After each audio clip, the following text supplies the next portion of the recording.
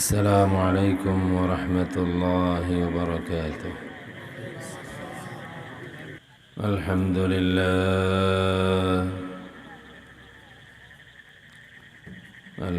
لله نحمده ونستعينه ونستغفره ونؤمن به ونتوكل عليه ونعوذ بالله من شرور أنفسنا ومن سيئات أعمالنا. من يهد الله فلا مضل له ومن يضلل فلا هادي له. ونشهد أن لا إله إلا الله وحده لا شريك له. ونشهد أن سيدنا وسندنا وحبيبنا وشفيعنا ووسيلتنا ومولانا محمدا عبده ورسوله أرسله بالحق بشيرا ونذيرا وداعيا إلى الله بإذنه وسراجا منيرا. أما بعد فأعوذ بالله من الشيطان الرجيم. بسم الله الرحمن الرحيم. وإذ قال لقمان لابنه وهو يعظه يا بني لا تشرك بالله إن الشرك لظلم عظيم.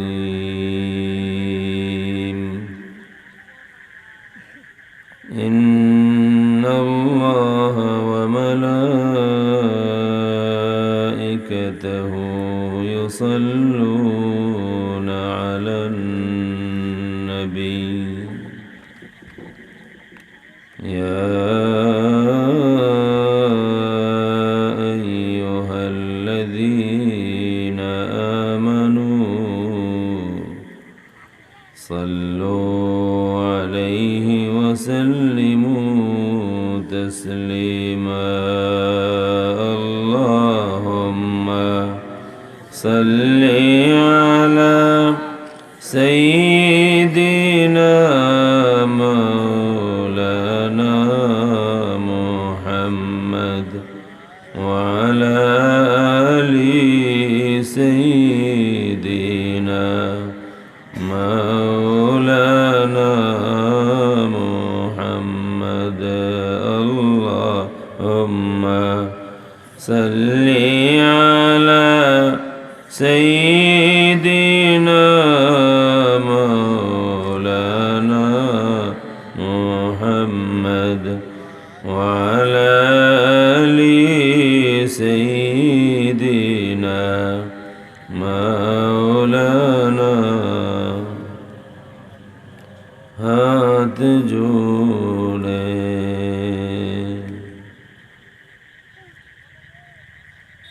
ऐ खुदा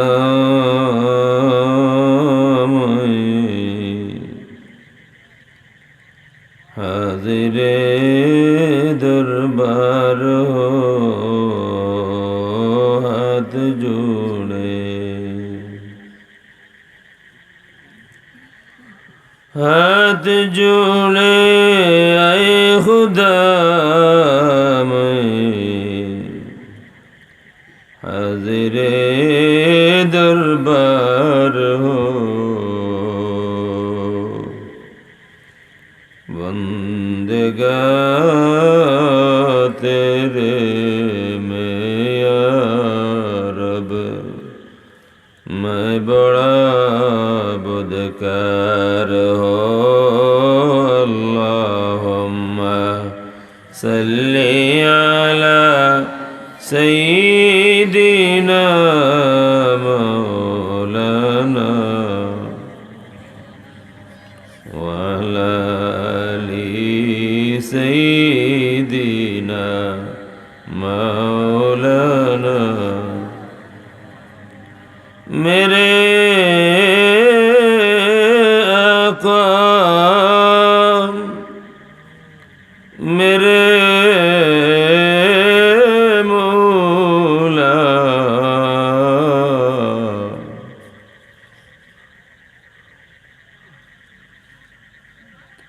बहुत दूरी से आया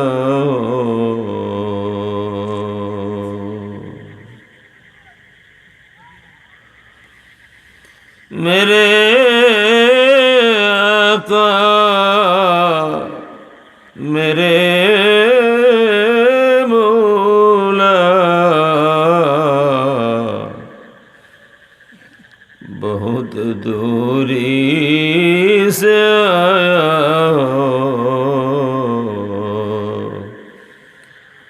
नजर मुझ पर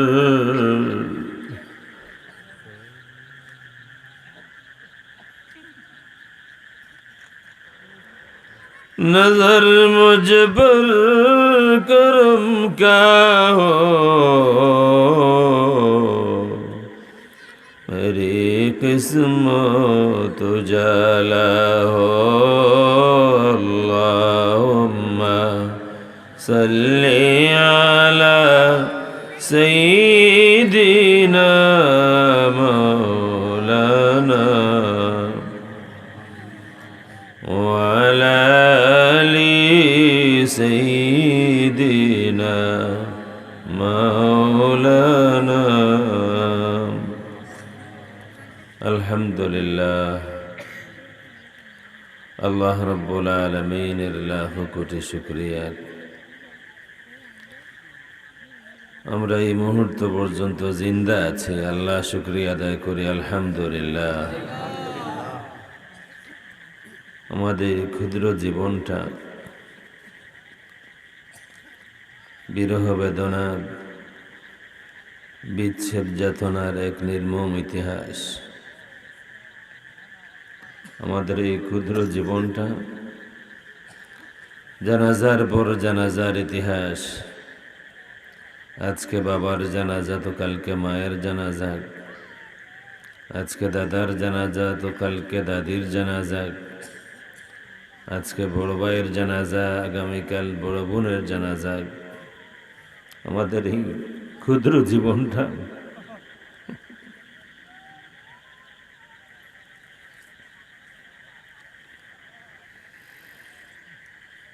বড় করুণ একটি ইতিহাস প্রতিটি মানুষের জীবন বড়ই নির্মম বড়ই করুণ একটি ইতিহাস আমরা আল্লাহ রাব্বুল আলামিনের শুকরিয়া আদায় করি আমরা এই মুহূর্ত পর্যন্ত জিন্দা আছি এই কারণে আলহামদুলিল্লাহ আমাদের কত মানুষ বিদায় হয়ে গিয়েছেন আমাদের কত আপনজন বিদায় হয়েছেন শেষ দেখা হয়নি শেষ কথাটা বলা হয়নি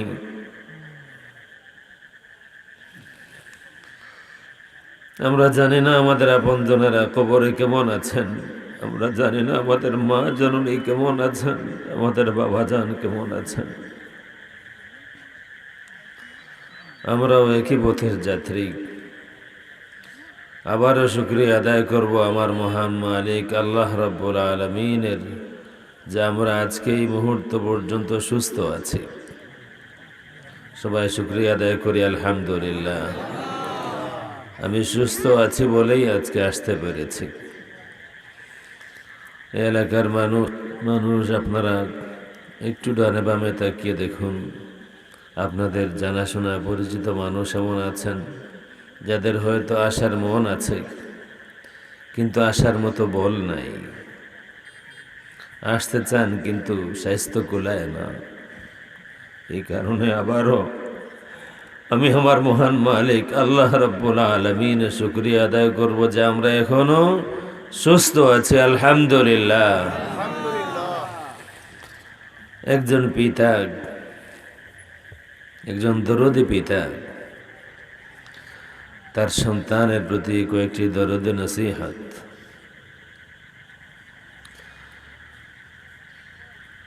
যদি এমন হয় যে সবসময় জমানা আমাদেরকে যা দেখতে বাধ্য করে, সন্তানদের নাফরমানি, আওলাদের নাফরমানি, মা বাবার প্রতি তাদের দুর্ব্যবহার, তো বাবা আমরা যারা আছি বা মা যারা আছে, আমরা যদি সকল সময় শুধু বাচ্চাদের দোষ দেই তাইলেও ইনসাফ হবে না। আমাদেরকে দেখতে হবে কোথাও আমি কি কোনো ভুল করেছি। কোরআন শরীফে সূরা লোকমান থেকে আমি একটা আয়াত তিলাওয়াত করেছি। লোকমান হাকিম তিনি তার সন্তানকে অত্যন্ত আদরের সাথে দরদের সাথে কয়েকটি নসিহত করেছেন। কি নসিহত সেটা পরে হবে।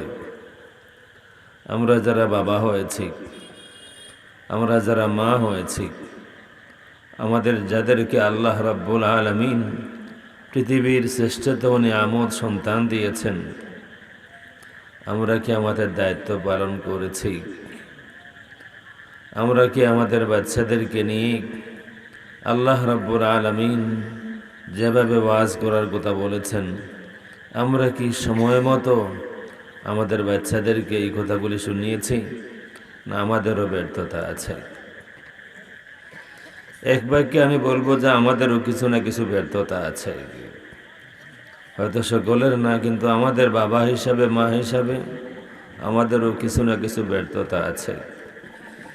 কোনো সময় আমার জিন্দগির নাফরমানির শাস্তি হিসাবে, কোনো সময় কোনো বাবার জিন্দগির নাফরমানির শাস্তি হিসাবে, কোনো সময় কোনো মায়ের জিন্দগির কোনো নাফরমানির শাস্তি হিসাবে আল্লাহ রাব্বুল আলামিন হয়তো সন্তানদেরকে দিয়ে আল্লাহ পরীক্ষা নেন।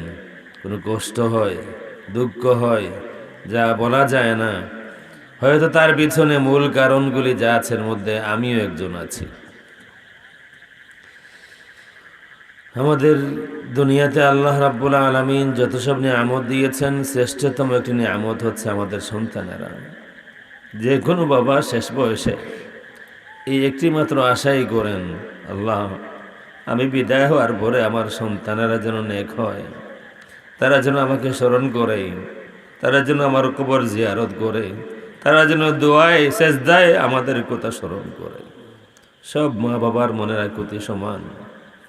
বিদায়ের সময়, দুনিয়া থেকে বিদায়ের সময় হয়তো সব বাবা বলতে পারেন না সন্তানদেরকে, পরিস্থিতি পরিবেশ থাকে না, কিন্তু আমি জানি সব বাবা আর সব মায়ের মনের কথা এটাই।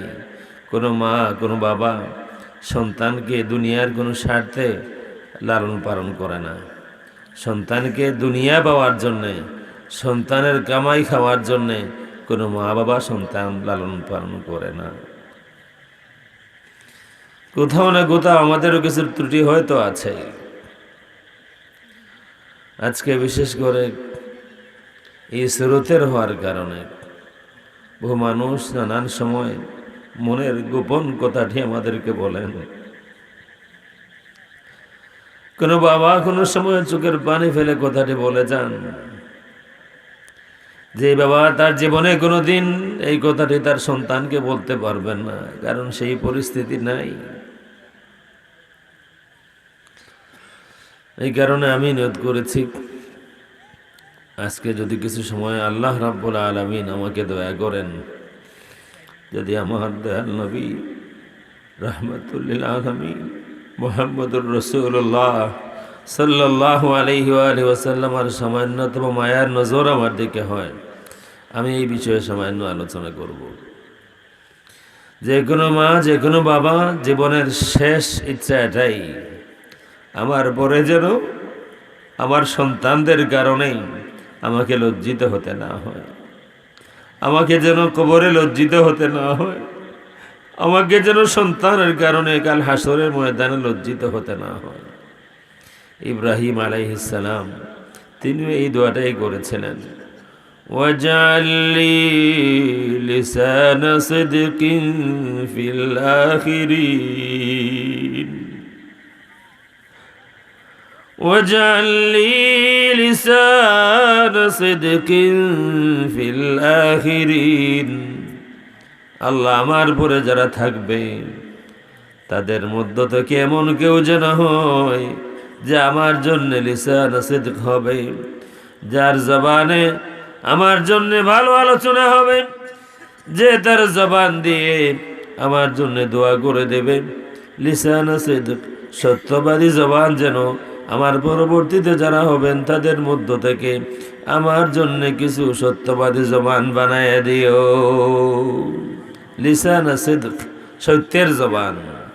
তাফসীরে হলো ইব্রাহিম আলাইহিস সালাম দোয়াটা করেছিলেন, আল্লাহ আমার পরে যেন আমার জিকিরে জামিল, আমার উত্তম আলোচনা, আমার সম্পর্কে ভালো কোনো আলোচনা করা হয় এমন মানুষ, এমন জবান দুনিয়াতে রাখো। আমরা যারা আছে আমরা অন্ততপক্ষে বাবা হিসাবে, মা হিসাবে এই আশাটা আমরাও করি। আল্লাহ আমরা বিদায় হওয়ার পরে আমাদের সন্তানেরা যেন সেজদায় যায় আমাদের জন্য দোয়া করে, কোরআন শরীফ তিলাওয়াত করে যেন আমাদের জন্য দোয়া করে, মকবুল সময়ে সবে বরাত সবে কদর হোক, মকবুল সময়ে জুমার দিনে, মকবুল সময়ে যেন আমাদের সন্তানেরা আমাদেরকে ভুলে না যায়। প্রত্যেক মা বাবার মনে রাখুতে এটা আমি জানি। এই কারণে আমার এই মাহফিলে কোনো যুবক আছেন যাদের মা বাবা এখনো বেঁচে আছেন, এই কথাগুলি আপনার বাবা কোনো সময় হয়তো বলবেন না, বলার পরিবেশ নাই, পরিস্থিতি নাই, আপনার শোনার সময় নাই। সন্তান যখন বড় হয় তখন তার জিন্দেগির ব্যস্ততা বাড়ে, সে বিয়ে করেছে, তার সন্তানাদি আছে।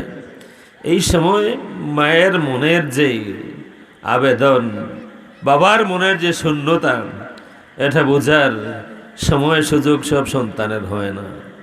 মা বাবা এটাই চান সন্তান আমার কাছে আসবে, সময় দেবে, আমার খবর নেবে, এমন যেন না হয় যে আসলো আর গেল। প্রত্যেক মা বাবা চান বৃদ্ধ হওয়ার পরে আমার সন্তান আমার সামনে আসুক, আমার সাথে কথা বলবে, আমার সম্পর্কে জানতে চাইবে। এটুকু প্রত্যেক মা বাবা আশা করতেই পারেন। এই কারণে আমি যে কথা বলবো, আল্লাহ রাব্বুল আলামিন আমাদের সবাইকে তৌফিক দেন। যত সন্তান এখানে আছেন বা ঘর থেকে যারা আমার বোনেরা শুনছেন, মনে রাখবেন আপনার বাবা, আপনার মা দুনিয়া পাওয়ার জন্যে আপনার থেকে কোনো আশা করেন না। আপনার মা আর আপনার বাবা আশা এটাই করেন আপনি নেক হবেন, আপনি নেককার হবেন, আপনি তাদের জন্য বদনাম হবেন না, আপনি তাদের জন্য বোঝা হবেন না, কলঙ্ক নিয়ে আসবেন না। আপনি মা বাবার চেহারা ফর্সা করবেন, আপনার কারণে আপনার মা আপনার বাবার চেহারা কালো হবে না, মলিন হবে না।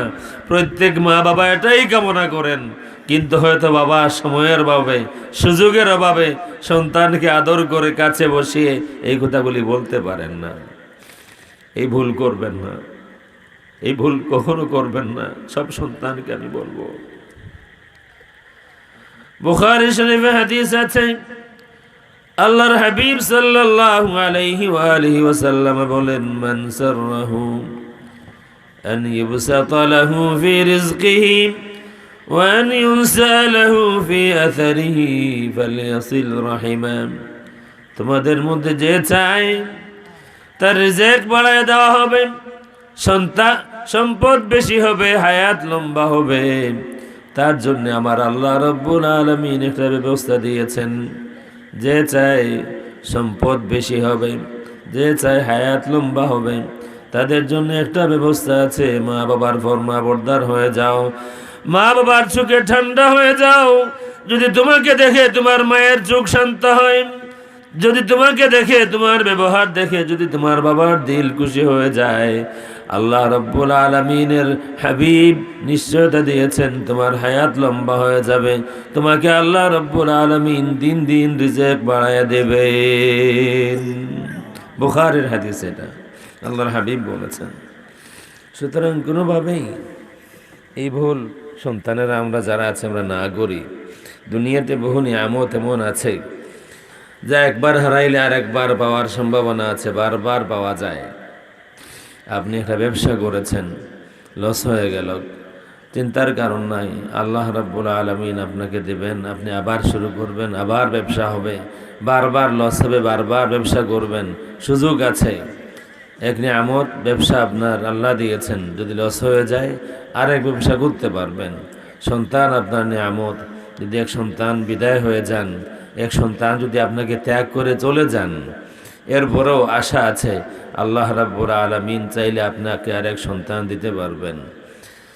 এই মতো বহু বহু নিয়ামত আছে যে নিয়ামত একবার হারাইয়া গেলে আবার পাওয়া যায়।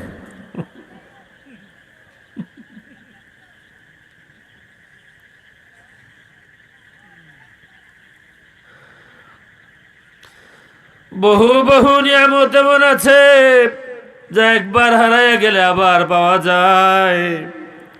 প্রত্যেক সন্তানের জন্য মা বাবা এমন নিয়ামত, যে নিয়ামত একবার হারাইয়া গেলে একবার পাওয়া যায় না। মারে পিঠন না, বাবা মা মারা গেছেন, যদি বাবা আরেক বিয়ে করেন ওই মা পাওয়া যাবে না। বাবা বিদায় হয়ে গিয়েছেন, মায়ের বিয়ে আরো কোথাও হয়েছে, হ্যাঁ তিনিও বাবা, কিন্তু আমার ওই বাবা না।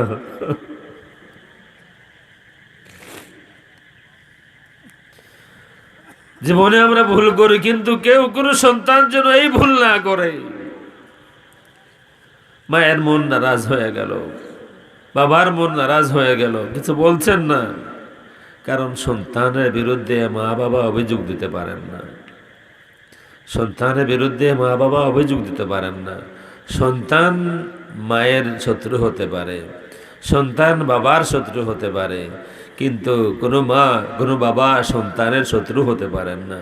কোরআন শরীফে আল্লাহ রাব্বুল আলামিন বলে দিয়েছেন, ইয়া আইয়ুহাল্লাযীনা আমানু ইন্না মিন আজওয়াজিকুম ওয়া আওলাদিকুম আদুওয়াল লাকুম ফাহযারুহুম। হে ঈমানদারেরা শোনো, তোমাদের কোনো স্ত্রী, তোমাদের কোনো স্বামী, তোমাদের কারো স্ত্রী, তোমাদের কারো স্বামী, তোমাদের কোনো সন্তান তোমাদের জন্য দুশ্মন। সন্তান দুশ্মন হতে পারে, সন্তান মায়ের দুশ্মন হতে পারে, সন্তান বাবার দুশ্মন হতে পারে, কিন্তু কোনো মা কোনো বাবা কোনোদিন সন্তানের দুশ্মন হন না। আল্লাহ এটা কোথাও বলেননি যে বাবা দুশ্মন হতে পারেন, মা দুশ্মন হতে পারেন। আল্লাহ বলেছেন সন্তান মা বাবার দুশ্মন হতে পারে।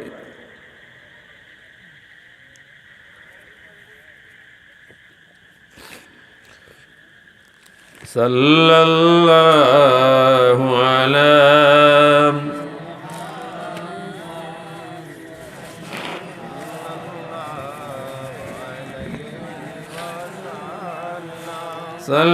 সাল্লাল্লাহু আলা মুহাম্মদ সাল্লাল্লাহু আলাইহি। তাম দুনিয়ার কোন সন্তানের কাছে যদি আমার এই মেসেজ পৌঁছায়, যাদের মা জিন্দা আছেন, বাবা জিন্দা আছেন, আমি সকল বাবা সকল মায়ের পক্ষ থেকেই বলবো, কোনো মা কোনো বাবা দুনিয়া আপনি তাকে দিবেন এই আশায় আপনাকে জন্ম দেননি, এই আশায় লালন পালন করেননি। প্রত্যেক মা বাবা বিদায়ের সময় এটাই আশা করেন, আমার সন্তান যেন আমার কলঙ্ক না হয়, আমার সন্তান যেন আমার বদনাম না হয়, আমার সন্তান যেন আমার জন্য মাথার বোঝা না হয়। লোকমান হাকিম রাহমাতুল্লাহি আলাইহি নবী নন, আল্লাহর একজন ওলি, নেক বান্দা, বর্তমান সুদানের অধিবাসী। কোন বর্ণনায় দাউদ আলাইহিস সালামের সঙ্গী ছিলেন, কোন বর্ণনায় দাউদ আলাইহিস সালামের খালাতো ভাই ছিলেন। এই কারণে দাউদ আলাইহিস সালাম থেকে তিনি ইলম এবং হিকমত পেয়েছিলেন। আল্লাহ রাব্বুল আলামিন দাউদ আলাইহিস সালামকে ইলম ও হিকমত দিয়েছিলেন ভাই হিসাবে।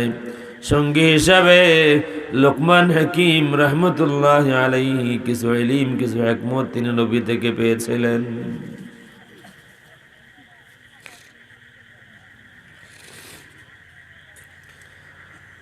ছেলে জন্ম হয়েছে, লোকমান হাকিম আলাইহিস সালাম রহমতুল্লাহ আলাইহি সন্তানকে কোলে নিয়ে নসিহত করা শুরু করলেন। প্রথম নসিহত, ওয়াহুয়া ইয়াইযুহু ইয়া বুনাইয়া লা তুশরিক বিল্লাহ।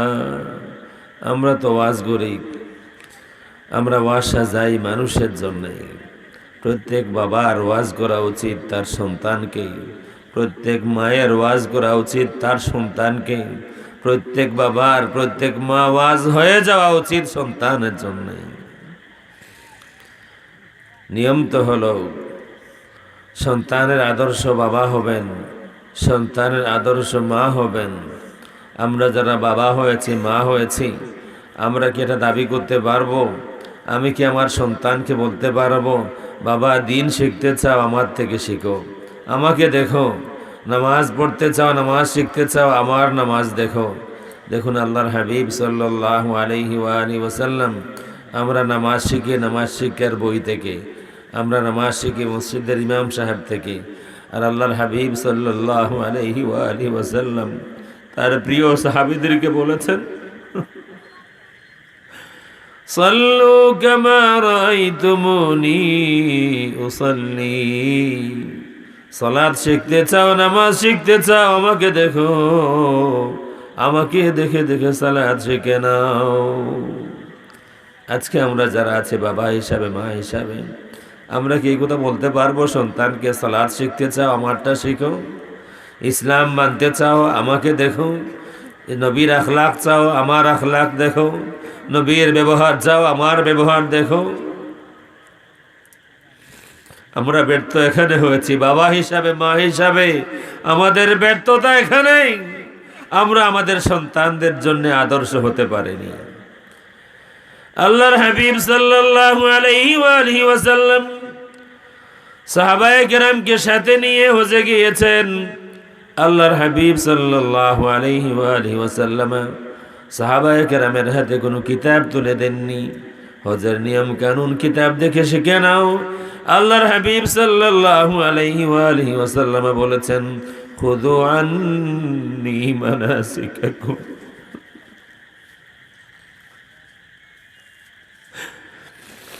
খুযু আন্নী মানাসিকাকুম ফালাল্লি লা আলকাকুম বাদা আমি হাযা। হজ শিখে নাও আমাকে দেখে দেখে, হজের নিয়ম কানুন শিখে নাও আমাকে দেখে দেখে। আমার সাহাবীরা আমার উম্মতেরা, আমার মনে হয় না 1 বছর পরে আরফার ময়দানে তোমাদের সাথে আমার আর মোলাকাত হবে।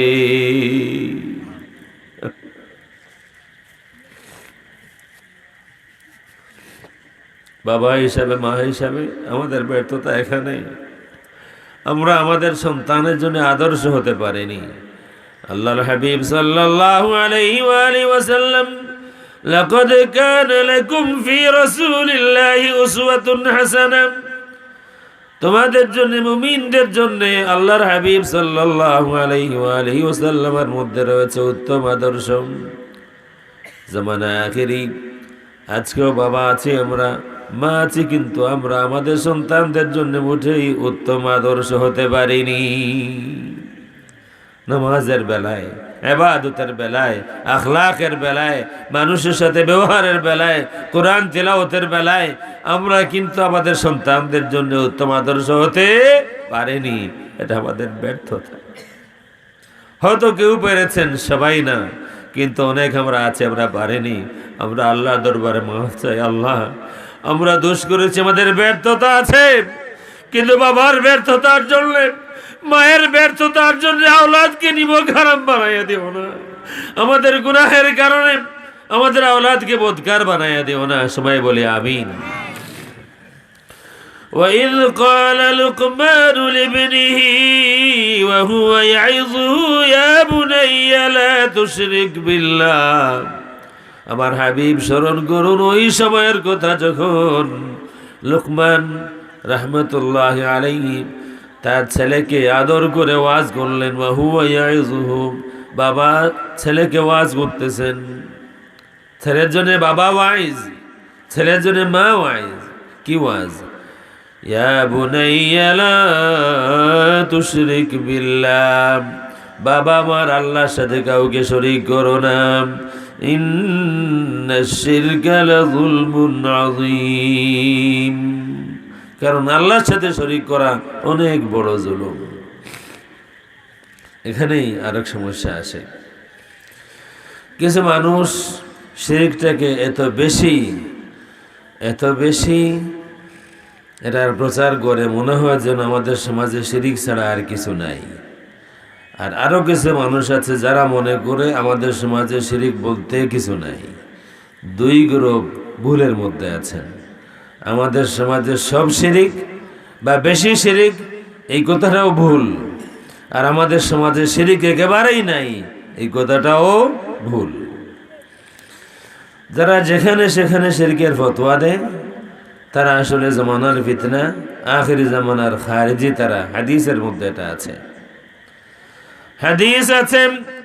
আল্লাহর হাবিব সাল্লাল্লাহু আলাইহি ওয়া আলিহি ওয়াসাল্লাম বলেন, সহিহ হাদিস, হুযায়ফা রাদিয়াল্লাহু তাআলা আনহু থেকে হাদিস, আল্লাহর হাবিব সাল্লাল্লাহু আলাইহি ওয়া আলিহি ওয়াসাল্লাম বলেন, এমন একজন মানুষ যার আমল অত্যন্ত ভালো, যার চেহারায় কোরআনের নূর জাহির হয়ে গিয়েছে, যে ইসলামের পক্ষে বড় মুজাহিদ ছিল, হঠাৎ করে সে মুখ ফিরাইয়া নেবে, সে তার প্রতিবেশীকে হত্যার জন্য তলোয়ার হাতে নিয়ে যাবে এবং ওই সময় একটা ফতোয়া দিবে, ওয়ারামাহু বিশিরকি, প্রতিবেশীর বিরুদ্ধে ফতোয়া দিবে, আমার প্রতিবেশীকে হত্যা করা যায় কারণ সে শিরিক করেছে। হুযায়ফা ইবনুল ইয়ামান রাদিয়াল্লাহু তাআলা জানতে চান, ইয়া রাসূলুল্লাহ, এই দুইজনের মধ্যে কোনজন শিরিকের বেশি কাছে, যে অভিযোগ দিল না যে অভিযুক্ত? আল্লাহর হাবিব সাল্লাল্লাহু আলাইহি ওয়া আলিহি ওয়াসাল্লাম বলেন, বালির রামি, বরং শিরিকের অধিক কাছে হচ্ছে যে শিরিকের অভিযোগ দেয়। বক্তব্য আছে না, বাংলাদেশ পুরা দেশটাই শিরকে ডুবে আছে, এই বক্তব্য আছে না নাই? বাংলাদেশ পুরা দেশটাই শিরকে ডুবে আছে। আবার বলে পার্শ্ববর্তী দেশ ভারত, শিরকের ব্যাপারে বাংলাদেশ থেকে ভারত মুক্ত আছে। এটা পাবনার যাত্রী, এটা পাবনার যাত্রী। ভারতে শিরিক নাই, বাংলাদেশ শিরকে ডুবে আছে। আমি নসিহতগুলা বলতে চাই, লম্বা করবো না, জাস্ট আমি ইশারা দিলাম। যারা মনে করে সব জায়গায় শিরিক আছে, ওয়াজের শুরুতেও শিরিক, শেষেও শিরিক, যেখানে সেখানে সবাইকে শিরিক ফতোয়া দেয়, ওরা আসলে গুমরা, বাতিল, ভ্রান্ত, বাতিল মতবাদী, ওরা হকপন্থী নয়। আল্লাহ রসুল সাল্লাল্লাহু আলাইহি ওয়াসাল্লাম এদের ব্যাপারে সতর্ক করে গিয়েছেন। এদের মূল মিশন হলো বুখারীর হাদিস, আবু দাউদের হাদিস, আরো বিভিন্ন কিতাবের মধ্যে আছে, এদের মূল মিশন হলো মুসলমানদেরকে হত্যা করা। ইয়াকতুলুনা আহলাল ইসলাম, তারা মুসলমানদেরকে হত্যা করবে। আবার কিছু মানুষ আছে তারা মনে করে যে একেবারে শিরিক একেবারেই নাই, তারাও ভুলের মধ্যে আছে। বিভিন্ন শিরিক আছে, নানান কিছু আছে। বর্তমান এমন একটি সময়, আপনি কোন দিকে যাবেন, কোন দিকে ফিতনা নাই। এই মিলাদ শরীফ নিয়ে আমাদের ভাইস প্রিন্সিপাল সাহেব, আসলে এখানে একটা ভুল হয়েছে আপনাদের পোস্টারে, আমার নামটা ওনার পরে হবে, তিনি আমার সিনিয়র। আপনারা যদি এটা না করেন আর আমরা যদি এখানে আপনাদেরকে না বলি, তাইলে ভুল হবে। সিনিয়র যিনি, অন্তত বয়সে সিনিয়র, এলমে সিনিয়র, তার নাম আগে আসবে। আগামীতে আমি আশা করব যদি কোনো সময় এমন হয়, তাইলে বুড়াইয়া মাদ্রাসার মুহাদ্দিস সাহেব আগে ভাইস প্রিন্সিপাল ছিলেন, ওনার নামের পরে আমার নাম দেবেন। আমার নামটা দেওয়া খুব জরুরিও না, আমি নগণ্য নালায়েক মানুষ। তিনি মিলাদ শরীফ সম্পর্কে বলেছেন, মিলাদ শরীফে নানান বানোয়ার অনেক কিছু যুগ হয়ে গিয়েছে, নানান বানোয়ার অনেক কিছু যুগ হয়ে গিয়েছে। মিলাদ শরীফে দাঁড়াইয়া, মিলাদ শরীফটা কাকে সালাম দেওয়ার মাহফিল? মিলাদ শরীফ কাকে সালাম দেওয়ার মাহফিল? নবীকে সালাম দেওয়ার মাহফিল। কোনো সন্দেহ আছে? কারো কোনো সন্দেহ আছে? মিলাদ মাহফিল পুরা বিশ্বে 1300 বছর যাবত পুরা বিশ্বে মিলাদ মাহফিল যখন যেখানেই ছিল, এই মাহফিল শুধুমাত্র নবীকে সালাম দেওয়ার মাহফিল। আমাদের বাংলাদেশে মিলাদ মাহফিলে তাদের পীরকেও সালাম দেওয়া হয়, ঠিক না বে ঠিক? শুধু পীর না, পীরের বউকেও, ইদানিং পীরের বউকেও সালাম দেয়। চিন্তা করে যে দুইজন এক বেড এক বিছনায় থাকে, একজনকে সালাম দিলাম একজনকে বাদ দিলে পীর সাহেব মাইন্ড করতে পারেন হয়তো। এই কারণে পীরকে সালাম দিতে দিতে এখন পীরানিকেও সালাম দেয়। এই পথে নানান শিরিক আছে, একেবারে নাই যারা মনে করে কোনোভাবেই শিরিক হবে না, তারাও ভুলের মধ্যে আছে। হ্যাঁ, মাজারে, কবরে বা অন্য কোথাও সেজদা দিলে হুট করে এটাকে শিরিকও বলা যাবে না, আর হুট করে এটাকে জায়েজও বলা যাবে না। আমার বাংলাদেশে এই মাজারে বা পীরকে, পীরের বউকেও সালাম দেয়। কিছু মানুষ আছে এটাকে একেবারে এক বাক্যে হালাল করে দেয়। কিতাব খুলে নিয়ে বসে, সবুজ পাগড়ি মাথায় দিয়ে, আর কিতাব খুলে খুলে ধোঁকা দেয় কিতাবে নাকি আছে শরীয়তে মুহাম্মদীতে তাজিমি সেজদা নাকি জায়েজ। বরং আরো ফতোয়া দেয় যারা তাজিমি সেজদা মানে না তারা নাকি ইবলিসের দলের। নামের শেষে কাদেরি আছে, নামের শেষে কাদেরি আছে, আর ফতোয়া মারায় যারা তাজিমি সেজদাকে মানে না তারা ইবলিসের দলের, ইবলিসি। লানাতুল্লাহি আলাল কাযিবিন। এই বিষয়টাও ক্লিয়ার করি। সেজদা দিলেই শিরিক আপনি বলতে পারেন না, আর হুট করে আপনি এটাও বলতে পারেন না যে তার কোনো দোষ হয় নাই। শরীয়তে মুহাম্মদী হলো সেজদা দিলে জানতে হবে সেজদা দুই ধরনের আছে। একটা হলো তাজিমি সেজদা সম্মানের জন্যে, একটা হলো তাআব্বুদি সেজদা ইবাদতের জন্যে। কেউ যদি কাউকে ইবাদতের সেজদা দে, মাবুদ মনে করে সেজদা দে, সেজদা না দিলেও, সেজদা দেওয়া জরুরি না, কেউ যদি অন্য কাউকে আল্লাহ ছাড়া অন্য কিছুকে, অন্য কাউকে, মানুষকে, পাথরকে, গাছকে, সাপকে, গাইকে, যে কোনো কিছুকে যদি মাবুদ মনে করে, ইসলামে এটাকে শিরিক বলা হয়। সেজদা দিলেও শিরিক হবে, না দিলেও শিরিক হবে। আর কেউ যদি তাজিমি সেজদা দে, সম্মান জানাতে সেজদা দে, তাইলে শিরিক হয়নি, এটা হারাম হয়েছে, কবিরা গুনাহ হয়েছে। সুতরাং দুই পক্ষই গুমরাহির মধ্যে আছে। যারা সেজদা দিলেই ফতোয়া দেয় যে শিরিক করলো, তারাও গুমরাহির মধ্যে আছে। ইসলাম তারা জানে না, ইসলাম তারা মোটেই জানে না। ইসলামে সেজদা দুই ধরনের, একটা হলো তাজিমি, একটা হলো তাআব্বুদি। তাআব্বুদি সেজদা শিরক, তাজিমি সেজদা হারাম। মনে থাকবে তো, ইবাদতের উদ্দেশ্যে কাউকে মাবুদ মনে করে সেজদা দিলে শিরক হবে, আর কাউকে মাবুদ মনে করে নয়, সম্মানী মনে করে ওনাকে সেজদা দিয়ে সম্মান জানালে শিরিক হবে না, তবে এটা কবিরা গুনাহ হবে, হারাম হবে। এটাই হচ্ছে শরীয়তে মুহাম্মদী পিওর কথা, সাফ সাফ কথা, দলিল ভিত্তিক। আমি চাইলে বহু দলিল দিতে পারবো, সেদিকে যেতে চাই না। প্রথম ওসিয়ত করলেন ইন্না শিরকা লা যুলমুন আযীম, ইয়া বুনাইয়া লা তুশরিক বিল্লাহ ইন্না শিরকা লা যুলমুন আযীম। বাবা আমার, আল্লাহর সাথে কাউকে শরীক করো না, আল্লাহর সাথে তুমি কাউকে শরীক করো না, কারণ শিরিক হচ্ছে বড় গুনাহ। এরপরে দুইটা আয়াত আছে, এই দুই আয়াতকে বলা হয় মুস্তানাফা।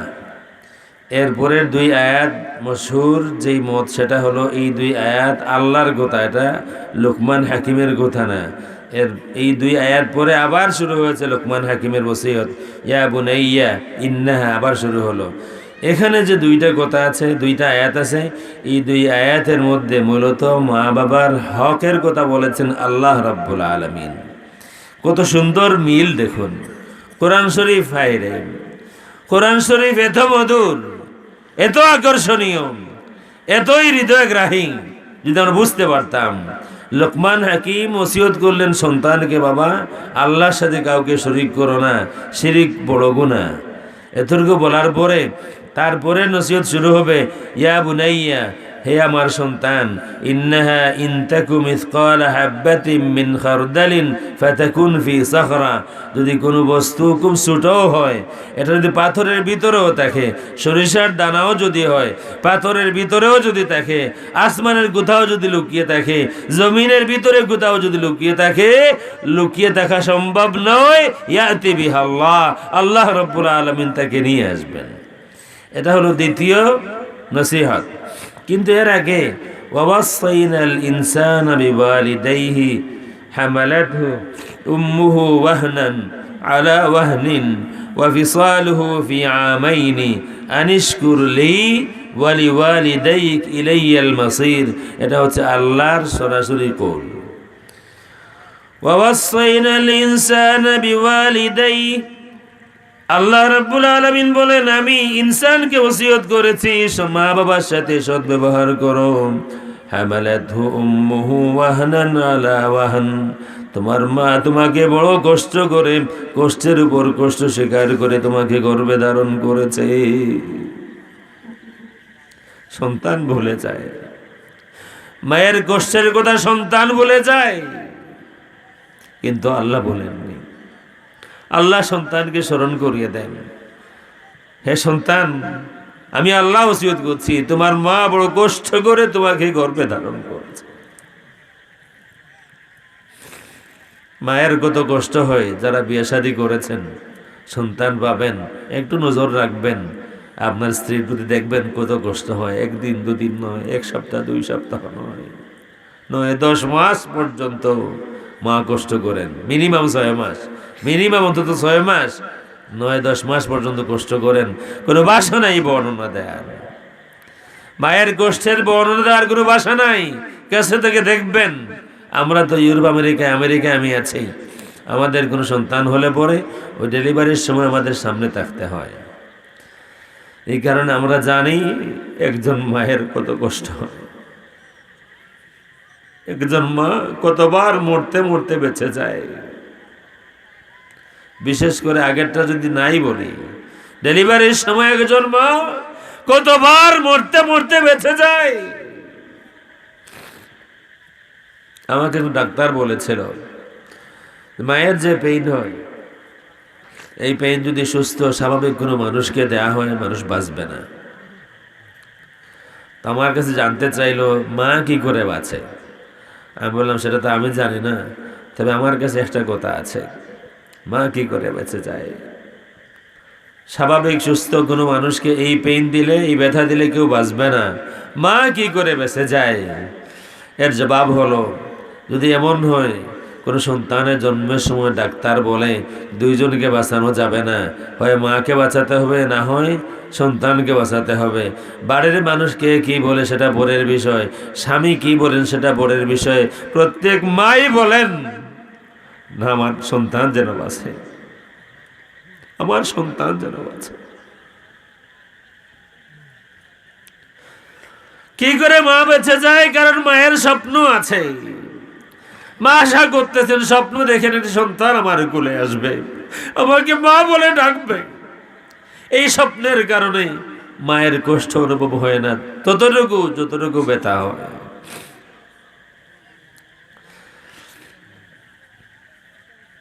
সুলাইমান আলাইহিস সালাম বাইরে থেকে আসতেছেন, 2 জন মহিলা একটি সন্তান নিয়ে যাচ্ছে। ঘটনা হলো, বুখারীতে হাদিস আছে, আমার সাথে বুখারী আছে, লাগলে আনতে পারবো। বুখারীতে হাদিস আছে, 2 মহিলা পিকনিকে বনভোজনে গেছেন, 2 জনের 2টি সন্তান আছে। আমাদের মানুষ যায় না মহিলারা পিকনিকে, পার্কে নানান ফষ্টি নষ্টি করার জন্য যায় না? 31st নাইট, ভালোবাসা দিবস 14 ফেব্রুয়ারি, নানান তামাশায় যায় কি যায় না মানুষ? যায়। তো 2 জন মহিলা গেছে পিকনিকে, জঙ্গলের কিনারায় হয়তো গেছে। হঠাৎ করে একটি বাঘ এসে এক ছেলেকে নিয়ে গেছে, 2 জনের ছেলে ছিল। তখন 2 জন কার সন্তান নিছে এটা দেখার আগে যেটা বাকি ছিল 2 জনকে এটা কিনে টানাটানি শুরু হয়েছে, যেটা আমার ছেলে, তোমারটা নিছে। 2 জনই বলতেছেন তোমারটা নিছে, এটা আমার। উপস্থিত এই সন্তানকে দখল করার জন্যে, উপস্থিত এই সন্তানটাকে দখল করার জন্যে। এভাবে আর কত কত স্মৃতি আমার আছে। ঢাকা এয়ারপোর্টে ইমিগ্রেশনের কিছু আগে চেক ইনের পরে একটা ফর্ম ফিল আপ করতে হয়, ইমিগ্রেশন কার্ড, বহির্গমন কার্ড, ডিসেম্বারকেশন কার্ড। কোনো সময় মনে করেন নাই, ছিল না, তালাশ করা শুরু হলো, কেউ নিয়ে আসলো, রাখার সাথে সাথে সবাই যায় হাত দে, যা দরকার সেও 2-3টা নেয়, যা দরকার নাই সেও 2-3টা নেয়, মনে করে যখন আসে নিয়ে রাখি, পরে দেখবো কাজে লাগবে কিনা। এটা প্রায়ই দেখা হয় আমার। তো প্রথম তাদের মধ্যে মারামারি শুরু হলো যে সন্তান আমার। কিন্তু এই দুই মহিলার মধ্যে একজন বয়সে বড় এবং সাইজেও বড়, একজন বয়সেও ছোট সাইজেও ছোট, বড়জন নিয়ে গেছে তার কোলে। যখন দ্বন্দ্ব হয়ে গেল, আল্লাহর নবী দাউদ আলাইহিস সালামের কাছে যাওয়া হলো। বড় মহিলা কুসমাট, কথাবার্তা ভালো বলতে পারে, কিছু সাক্ষী প্রমাণ দিয়ে দিল। আর ওই ছোট মহিলাটা বয়সও কম, বুদ্ধি এত বেশি হয় নাই, সে প্রমাণ টমান দিতে পারে নাই তেমন। দাউদ আলাইহিস সালাম রায় দিয়া দিলেন, বড় সাইজের কুবরা যে, তার পক্ষে রায় দিলেন এই ছেলে তোমার। তো বড় সাইজের যে, সে নিয়ে কুবরা নিয়ে যাচ্ছে, সুবরা পিছনে পিছনে কাঁদতেছে আর যাচ্ছে। রাস্তায় দেখা সুলাইমান আলাইহিস সালামের সাথে। জানতে চাইলেন কি হয়েছে তোমাদের, একজন খুশি একজন কাঁদতেছে, ব্যাপার কি? তো বড়টা বলতেছে এই তো এই ব্যাপার, এটা আমার ছেলে। আসলে বড়টার ছেলে না, আসলে বড়টার না, কিন্তু আপাতত স্বামীর কাছে যাওয়ার পর যে দুর্মুচ না খায় এই কারণে নিয়ে যাইতে চায়। ফাইনালি স্বামী চিনতে পারবে এটা আমার না, কিন্তু আপাতত যেন দুর্মুচ না খায় এই কারণে নিয়ে যাইতে চায়। তো বড়টা বলতেছে এই তো ব্যাপার, এই ঘটনা, তার ছেলে নিয়ে গেছে বাগে, এটা আমার ছেলে, আপনার বাবা দাউদ রায় দিয়েছেন এটা আমার। সুলাইমান আলাইহিস সালাম বললেন যে না না, রায় হয় নাই, এই রায় মোটেই হয় নাই। তো বড়টা বলতেছে তাইলে কি করবেন, কিভাবে হবে? বলেন চুরি নিয়ে আসো। তোমরা 2 মা আর 1 সন্তান, বাবা রায় দিলেন একজনের পক্ষে, এটা হয় না, ইনসাফ হইতে হবে। চুরি নিয়ে আসো, আমি 2 ভাগ করে দিব, 2 জন নিয়ে যাইবা। বড়টা বলতেছে ঠিক আছে, সমস্যা নাই। বুঝতেছেন তো? বড়টা বলতেছে আমার কোনো আপত্তি নেই, ঠিক আছে, আপনি যেটাকে ইনসাফ মনে করেন করেন, সমস্যা নাই। ছোটটা বলতেছেন না, আপনি এটা করবেন না। ছোট যে সোহরা যিনি, তিনি বলতেছেন না আপনি এই কাজ করবেন না, আমার দাবি নাই, আমি বলতেছি এই ছেলে তার, তাকে দিয়ে দেন, কাটবেন না। সুলাইমান আলাইহিস সালাম বলেন, বড়টাকে বলেন তুমি আসলে মিথ্যাবাদী, এই ছেলে তোমার না, এই ছেলে তার। মা কোনোদিন তার সন্তানকে জবাই করা হবে, 2 পিস করা হবে, মা এটাকে কোনোদিন বরদাস্ত করতে পারবে না। তো মা তাকে বলে,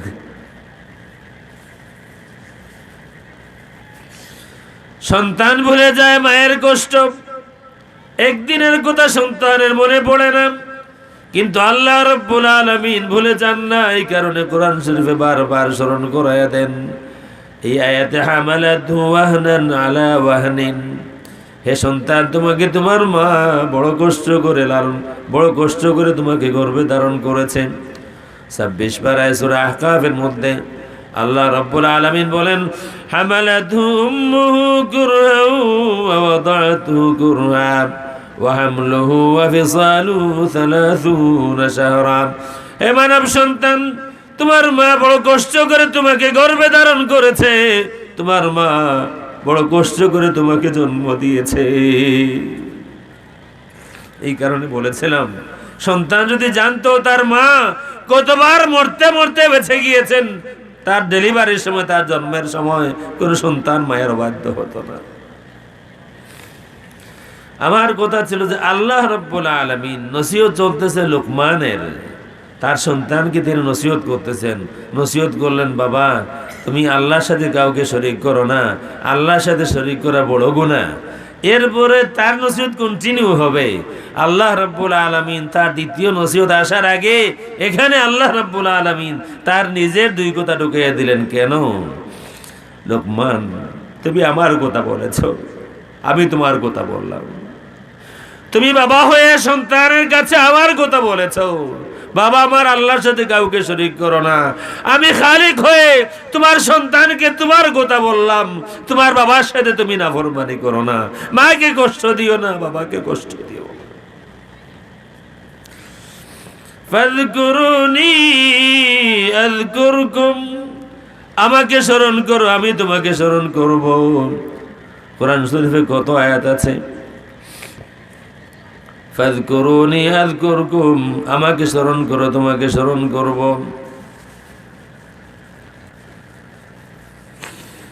আল্লাহ রাব্বুল আলামিন আরো বলেন, উদউনি আস্তাজিব লাকুম, দোয়া করো আমি তোমার দোয়া কবুল করব।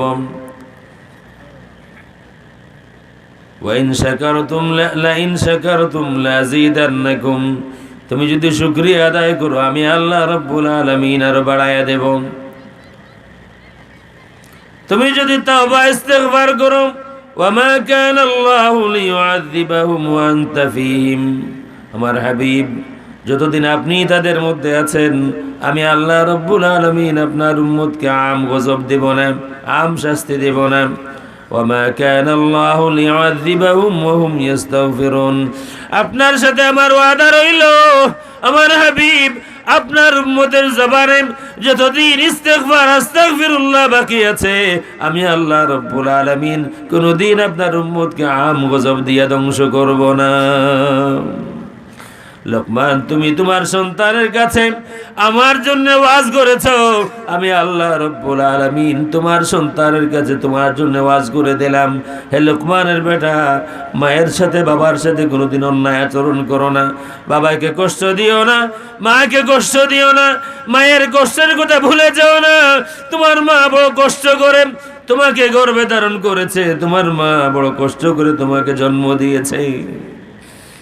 এই দুই আয়াত এখানে এই বিষয়ে আছে। এরপরে আবার শুরু হলো লোকমান হাকিমের নসিহত। ইয়া বুনাইয়া ইন্নাহা ইন তাকু মিসকালা হাববাতিন মিন খারদালিন ফাতাকুন ফি সাখরাতিন আও ফিস সামাওয়াতি আও ফিল আরদি ইয়াতি বিহা আল্লাহ ইন্নাল্লাহা লাতীফুন খাবীর।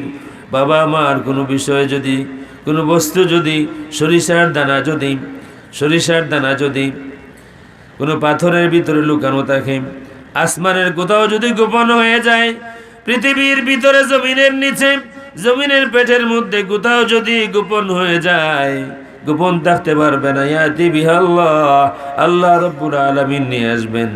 ইন্নাল্লাহা লাতীফুন খাবীর, আল্লাহ রাব্বুল আলামিন সূক্ষ্মদর্শী মহাজ্ঞানী। এই নসিহত কেন? এই নসিহত এই কারণে, বাবা তোমার জীবন সামনে আছে, তোমার যে জীবন সামনে আসবে এই জীবন আমি অতিক্রম করেছি। তুমি যে জীবন সামনে পাবে, তুমি এখন শিশু আছো, কিশোর হবে, যুবক হবে, 40 পাড়ি দিবে, তারপরে বৃদ্ধ হবে। তোমার এই জীবন আমি অলরেডি অতিক্রম করেছি। আমি জানি তোমার জীবনে কি কি হবে। প্রত্যেক বাবার জীবনে মৌরুল্লাহ সেইম। বাবাও এই কারণে আমি আমার সন্তানদেরকে মাঝে মধ্যে বলি, তোমরা মনে করো না যে তোমাদের চোখের ইশারা, তোমাদের মুখের চাহনি, তোমাদের চেহারার চাহনি আমি বুঝি না বা বুঝতে পারি না। তোমরা এটা মনে রাখবা, তুমি আজকে যেই দিন অতিক্রম করছো এই দিন আমি 40 বছর আগে অতিক্রম করেছি। তোমার জীবনে আজকে হলো তোমার 5 বছর, আমার হলো 60 বছর। তোমার 5 বছরের এই দিন আমি অতিক্রম করেছি 55 বছর আগে। সুতরাং আমি বুঝি না, বাবা বুঝেন না, এই কথা বলো না। আমি এই কথা আরো ক্লিয়ার বলি, তোমাদের ম্যাথ সায়েন্স হয়তো এগুলো আমি বুঝি না, তোমাদের মতো আমি হয়তো এটা বুঝি না, কিন্তু জীবনের বিষয় যেখানে হবে সেটা তোমাদের থেকে অনেক ভালো আমি বুঝি, কারণ আমি এই পথেই আমিও এসেছি। তো লোকমান হাকিম এই নসিহত কেন করতেছেন? বাবা আল্লাহ রাব্বুল আলামিন তিনি, যার কাছে কোনো কিছু গোপন থাকে না। তুমি কোথায় কি করতেছো, তুমি কখন কি বলবে, তোমার চোখের ইশারা সব কিছু রেকর্ড হচ্ছে। আল্লাহ রাব্বুল আলামিন সব জানেন, নিয়ে আসবেন। তুমি যত স্মার্ট হও না কেন, তুমি যত সতর্ক হও না কেন, যদি তোমার থেকে কোনো নাফরমানি হয়ে যায়, দুনিয়ার সবাইকে ধোঁকা দেওয়া সম্ভব, দুনিয়ার সবাই থেকে গোপন করা সম্ভব, কিন্তু মুঠেই এটা মনে করো না আল্লাহ থেকে গোপন করা সম্ভব। আল্লাহ রাব্বুল আলামিন তোমার সব কিছু জানে। আমরা যারা বাবা হয়েছি, আমরা কি এই নসিহত সন্তানকে করেছি আদর করে ডেকে নিয়ে বসে? আমরা করি না। আমরা তো মনে করি একটা ওয়াজ যদি আমরা সাজাইয়া দিতে পারি সব দায়িত্ব আদায় হয়ে গেল। একটা ওয়াজ হলেই সমাজের সব অসত্য সত্য হয়ে যাবে, সমাজের সব অসুন্দর সুন্দর হয়ে যাবে। বল হিসাব, নিয়ম এটা নয়। সমাজের বিপ্লব, সামাজিক বিপ্লব ওয়াজে হয় না। সামাজিক বিপ্লবের জন্য জীবনের প্রয়োজন হয়, জীবন এক্সাম্পল হিসাবে পেশ করতে হয়। আল্লাহ রাব্বুল আলামিন কোরআন পাঠাইয়া দেন নাই যে দুনিয়ার মানুষ কোরআন 40 বছর বড় তারপরে নবী আসবেন বুঝাইয়া দিবেন। আল্লাহ রাব্বুল আলামিন আগে নবী পাঠিয়ে দিয়েছেন 40 বছর তোমাদের সামনে, এরপরে কোরআন এসেছে। আগে এক্সাম্পল দেখো, আগে এক্সাম্পল দেখো, আগে জীবন্ত কোরআন দেখো, তারপরে লেখা কোরআন আসবে। আমি যদি বাবা হিসাবে, আমার ত্রুটি আছে আমি স্বীকার করি, আমি যদি বাবা হিসাবে আমি মডেল হতে না পারি, আমার সন্তানের আদর্শ হতে না পারি, মসজিদের হুজুর দিয়া, মাদ্রাসার হুজুর দিয়া আমার কাজ হবে না। মসজিদের হুজুর দিয়া, মাদ্রাসার হুজুর দিয়া আমার কাজ হবে না। আমার উস্তাদ বলেছিলেন, উস্তাদ আব্দুল সালাম আল বেসুনি আল আজহারি বলেছিলেন, কোনো একজন সন্তানকে 10 বছর ওয়াজ করা হলো, মিথ্যা বলা মহাপাপ, সদা সত্য কথা বলিবে, মিথ্যা বলা মহাপাপ। 10 বছর তাকে প্রতিদিন বারবার ওয়াজ করা হলো। এই লোকটার এই ইয়াকিন হলো সদা সত্য কথা বলিবে, মিথ্যা বলা মহাপাপ। বললেন 10 বছর পরে একবার মাত্র যদি সন্তান দেখে তার মা তার বাবার সাথে মিথ্যা বলতেছেন বা বাবা তার মায়ের সাথে মিথ্যা বলতেছেন, 10 বছরের সাথে সাথে 100 বছরের ওয়াজ শেষ। এক ছেলে ইউকেতে, লন্ডনে 18 বছর হয়েছে আর মসজিদে যায় না। ইমাম সাহেব গেছেন বাড়িতে, বাবা মাসুম মসজিদে আসে না। হুজুর আর লাগে না। কেন লাগে না? আমার বয়স এখন 18 হইলে কি হলো? হুজুর আপনি দেখছেন না প্রতি শুক্রবারে, প্রতি শনিবারে, রবিবারে আমাদের লন্ডন আমেরিকায় মসজিদে পড়ানো হয় শনি রবি 2 দিন, এই 2 দিন বন্ধ থাকে। তা আপনি দেখছেন না হুজুর প্রতি সপ্তাহে শনি রবি আমার আব্বা আমাকে নিয়ে নামাইয়া দিতেন মসজিদে। এতটুকু, আমার আব্বাকে আপনি কোনোদিন মসজিদে দেখছেন? তো ইমাম সাহেব না, তো ওনাকে তো দেখে নেয়। তাইলে বোঝা গেল মসজিদে যাইতে হয় 18-র আগে। মানে আমাদের আমেরিকা, লন্ডন আমেরিকা 18 মানে পূর্ণবয়স্ক মানুষ, অ্যাডাল্ট। এখন 18 বছর হওয়ার পরে যদি 2-1 মাস গত হয়ে যায় আর কোনো ছেলের কোনো মেয়ে বন্ধু না থাকে বা কোনো মেয়ের ছেলে বন্ধু না থাকে খ্রিস্টানদের মধ্যে, তারা মনে করে এর মধ্যে কোন দোষ আছে। 18 বাড়ি দিলে এখনো বন্ধু নাই কেন? 18-র একটা গুরুত্ব আছে সেখানে। 18 বছর হয়ে গেছে যদি, আপনারা তো বলতে গেলে জান্নাতে আছেন, আমরা কোনো সেন্সে আমরা জাহান্নামে আছি। 18 বছর বাড়ি দিছে, যদি কোনো বড় ইমাম সাহেবের মেয়ে বাড়ির থেকে বের হয়ে যায়, আপনি থানায় যাবেন, বলবে 3 দিন পরে এসো। হয়তো কোনো ফ্রেন্ডের বাড়িতে গেছে, 3 দিনের আগে তালাশি হবে না, 3 দিন পরে এসে তুমি মামলা লেখাইতে পারো, তালাশ হবে।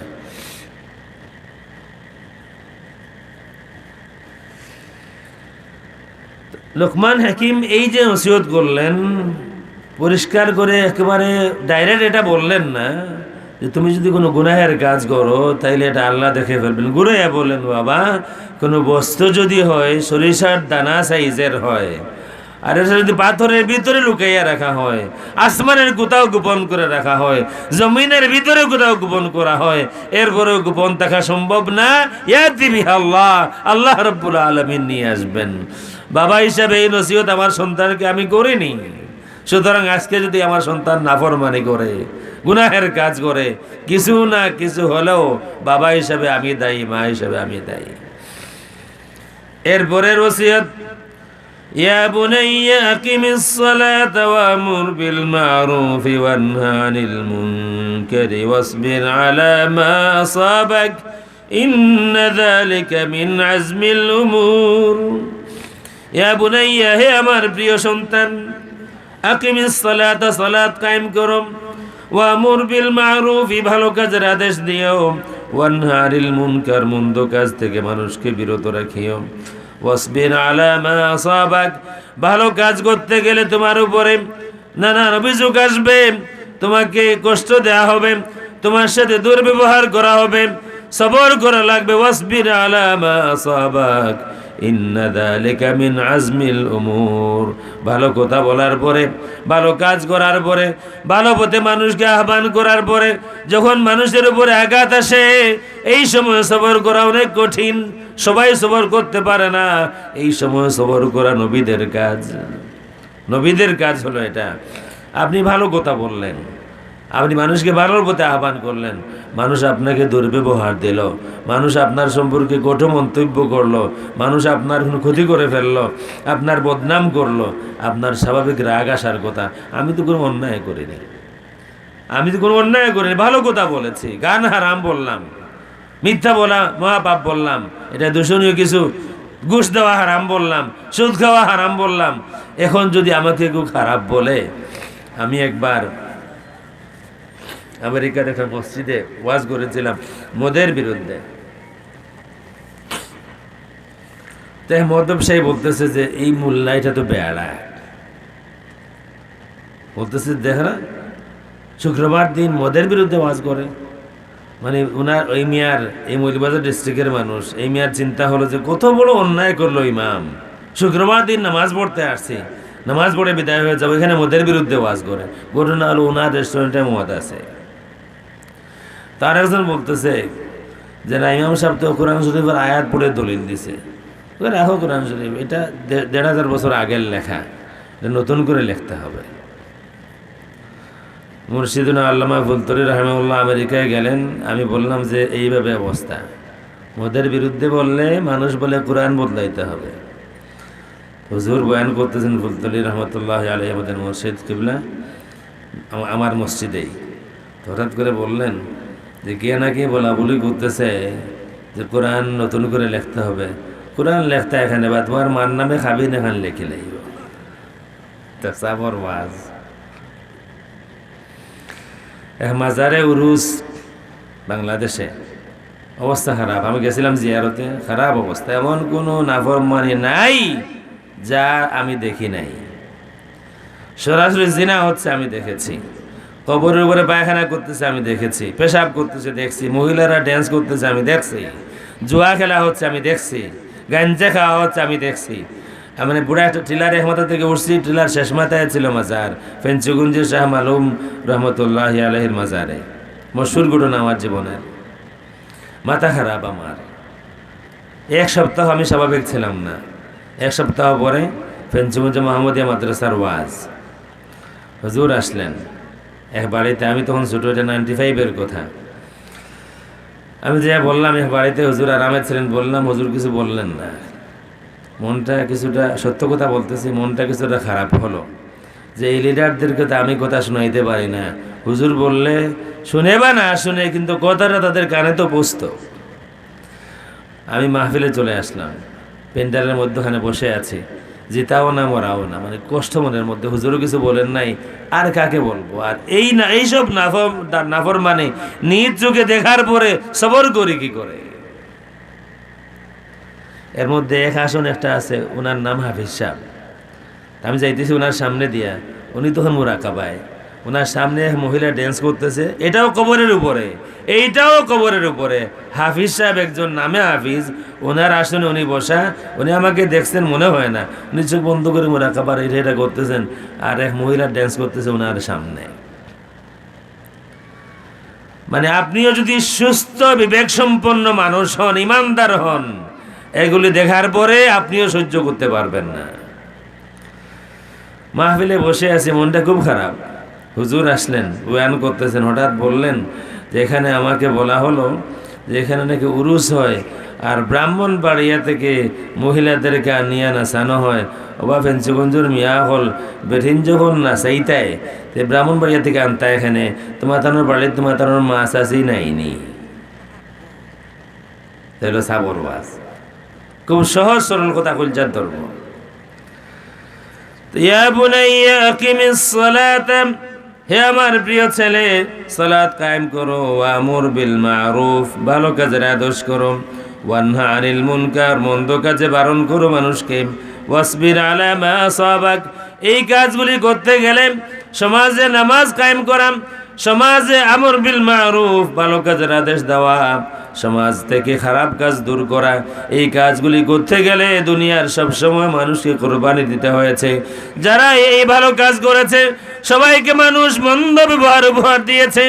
বাবা আমার, এই কাজগুলি করতে গেলে তোমার উপরেও আক্রমণ আসবে, আঘাত আসবে, তোমাকে ওই সময় সবর করতে হবে, রাগ করলে চলবে না। ওয়াসবির আলা মা আসাবাক ইন্না যালিকা মিন আজমিল উমুর। এই সময় এই পরিস্থিতিতে সবর করতে পারা সাধারণ মানুষের কাজ, অনেক বড় মানুষের কাজ, এটা নবীদের কাজ।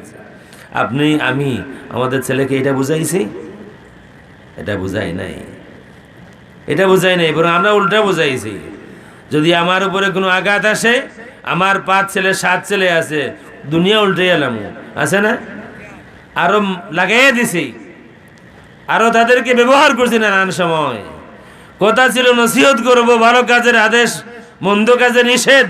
সালাত কায়েম করতে গেলে তোমার উপরে আঘাত আসবে, বাবা এই সময় উফ বললে হবে না, এই সময় রাগ করলে হবে না, এই সময় মন খারাপ করলে হবে না, এই সময় সবর করতে হবে।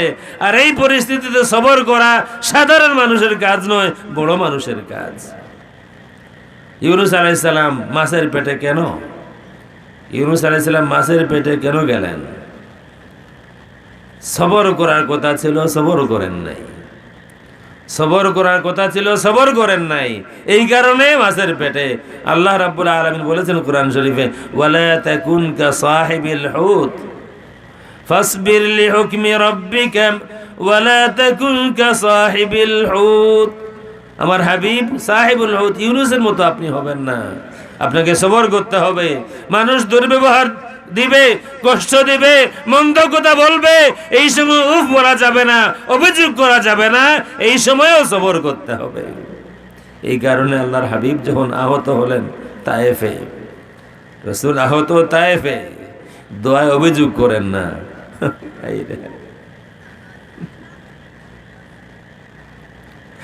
রাসূল তো অভিযোগ করতে পারতেন, আল্লাহ আমি তো আসলাম, মুরব্বীদের কাছে গেলাম, আমার মনের আশা এটা ছিল। বাচ্চারা হয়তো বোঝে না, মুরব্বীরা তো বোঝে। আমার মনের আশা ছিল অন্তত পক্ষে আমার কথা যদি নাও শুনে, অন্তত মুরব্বিয়ান একটা ব্যবহার তারা দিবে, বয়সের একটা ব্যবহার আছে না। আল্লাহ আমি তাদেরকে দাওয়াত দিলাম, তারা উল্টা বাচ্চাদেরকে আমার পিছনে লাগাইয়া দিল। আমি তো খারাপ কিছু বলি নাই, আমি তো শুধু বলেছি আল্লাহকে মানো, যে তোমাকে সৃষ্টি করেছেন, ইবাদত তার হবে, পাথরের পূজা হবে না। আমি খারাপ কিছু বলি নাই। আজকে কেন আমাকে রক্তাক্ত করা হলো, আমাকে কেন আহত করা হলো? নবী অভিযোগ দিলেন না, বরং আব্দুল্লাহ ইবনে জাফর রাদিয়াল্লাহু তাআলা আনহু থেকে রওয়ায়াত আছে, আল্লাহর হাবিব একটি গাছের নিচে আসেন, 2 রাকাত নামাজ পড়ে দোয়া করেন। কথা ছিল অভিযোগ দিবেন তায়েফবাসীর বিরুদ্ধে, অভিযোগ দিলেন নিজের বিরুদ্ধে। আল্লাহুম্মা আশকু, আছে না হাদিস, আল্লাহুম্মা ইন্নী আশকু দাফা কুওয়াতি ওয়া কিল্লাতা হিলাতি ওয়া হাওয়ানি আলান নাস। আল্লাহ ওদের বিরুদ্ধে আমার অভিযোগ নাই, আমার অভিযোগ আমার বিরুদ্ধে, আমার দুর্বলতা আছে। দাফা কুওয়াতি, আমার দুর্বলতার অভিযোগ দিচ্ছি।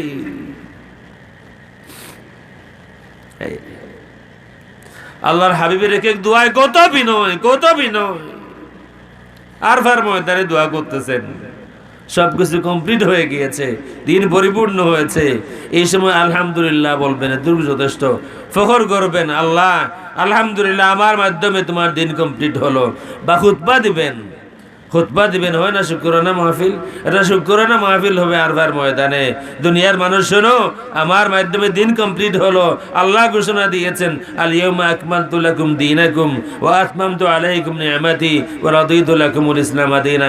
এত বড় সাকসেস, এত বড় সফলতা আল্লাহ রাব্বুল আলামিন নিজে ঘোষণা দিলেন, দিন আজকে কমপ্লিট হলো আমার হাবিব। কিন্তু আল্লাহর হাবিব দোয়া কি বলতেছেন? আল্লাহুম্মা ইন্নাকা তারা মাকানি, আল্লাহ তুমি দেখতেছো আমি কোথায় দাঁড়িয়ে আছি। আল্লাহুম্মা ইন্নাকা তারা মাকানি, আল্লাহ তুমি দেখতেছো আমি কোথায়, কোন অবস্থানে আছি। ওয়া তাসমাউ কালামি, তুমি আমার কালাম শুনতে পাচ্ছ, আমার কথা শুনতে পাচ্ছ। ওয়ালা ইয়াখফা আলাইকা শাইউম মিন আমরি, আল্লাহ আমার জীবনের কোনো বিষয় তোমার কাছে গোপন নয়। আনাল বাইসুল ফকির, আল্লাহ আমি এক দুঃখী ফকির মানুষ, তোমার দরবারে হাত তুলেছি। ভাষা নাই এটা বোঝানো। নবীজি এই সময় এই কথাগুলি কেন বলতেছিলেন? আল্লাহ তুমি আমার অবস্থান দেখতেছো, আল্লাহ তুমি আমার মুখের কথা শুনতেছো, আল্লাহ আমার জীবনের কিছু তোমার কাছে গোপন নয়। আল্লাহ আমি দুঃখী মানুষ, আমি ফকির মানুষ, তোমার দরবারে হাত তুলেছি। আনাল বাইসুল ফকির, রাসূলের বিনয় ছিল। অভিযোগ করা যাবে না। লোকমান হাকিম ছেলেকে নসিহত করতেছেন, বাবা ভালো কাজ করতে গেলে আঘাত আসবে, মানুষ তোমাকে মন্দ বলবে, উফ বলা যাবে না, অভিযোগ করা যাবে না, রাগ করা যাবে না, মানুষের মন্দ ব্যবহারের মোকাবেলায় মন্দ ব্যবহার দেওয়া যাবে না, গালির মোকাবেলায় গালি দেওয়া যাবে না, কটুকতার মোকাবেলায় কটুকতা বলা যাবে না, তোমাকে সবর করতে হবে। আর এই সময় সবর করতে পারা সাধারণ মানুষের কাজ নয়, বড় মানুষের কাজ। আবার নসিহত করেন, ولا تصعر خدك للناس ولا تمش في الأرض مرحا إن الله لا يحب كل مختال فخور। তোমার গাল ফিরাইয়া নিও না মানুষ থেকে। এটা হলো মানুষ সম্পর্কে তুচ্ছ তাচ্ছিল্য করার জন্য মানুষ গাল ব্যবহার করে, মুখ ফিরাইয়া নিল, আমি শ্রেষ্ঠ। আমাদের তো দ্বন্দ্ব এখানে, আপনি আমার সামনে আসতে পারবেন না, কারণ আমার পাশে আপনি বসলে আমার বেইজ্জতি হবে, আপনার ইজ্জত এত বেশি নাই যত ইজ্জত আমার আছে। আমাদের দ্বন্দ্বটা তো এখানেই, এই যে হুইন মারামারি, এই কারণেই আমি আমাকে উত্তম মনে করি, আপনাকে অধম মনে করি। সুতরাং আপনি যদি আমার পাশে বসেন আমার বেইজ্জতি হবে, এটা হচ্ছে আমাদের বিবেক। কিন্তু আল্লাহর কাছে গেলে এই ক্লাস আল্লাহর কাছে নাই। সাইয়্যিদুনা আব্দুল কাদের জিলানী রাহমাতুল্লাহি আলাইহি কে কেউ প্রশ্ন করেছিলেন, কাইফা ওয়াজাদতা রাব্বাক, আপনি আপনার রবকে কেমন পেয়েছেন? তিনি বলেন, তারাকতুল আবওয়াবা কুল্লাহা, দুয়ারে দুয়ারে গিয়েছি, সব আপনজনদের কাছে গিয়েছি, যেখানে গিয়েছি আমি দেখছি আমার জায়গা সেখানে নাই। আমি ঘুরে ফিরে যখন আমার মালিকের দরবারে এসেছি, আমি দেখলাম আমার মালিকের দুয়ার দুনিয়ার সমস্ত গুনাহগার নিমক হারামদের জন্য খোলা। আমরা ছোট হতে পারি না, শুধু বড় হতে চাই। আর আমার সাহেব বলেছিলেন, নত হও উন্নত হবে। যে যত নত সে তত উন্নত, যার নামাজ যত সুন্দর তার জিন্দগি তত সুন্দর। বড়কে সম্মান করে মানুষ সম্মানী হয়, ছোটকে দয়া করে মানুষ আল্লাহর দয়া পায়।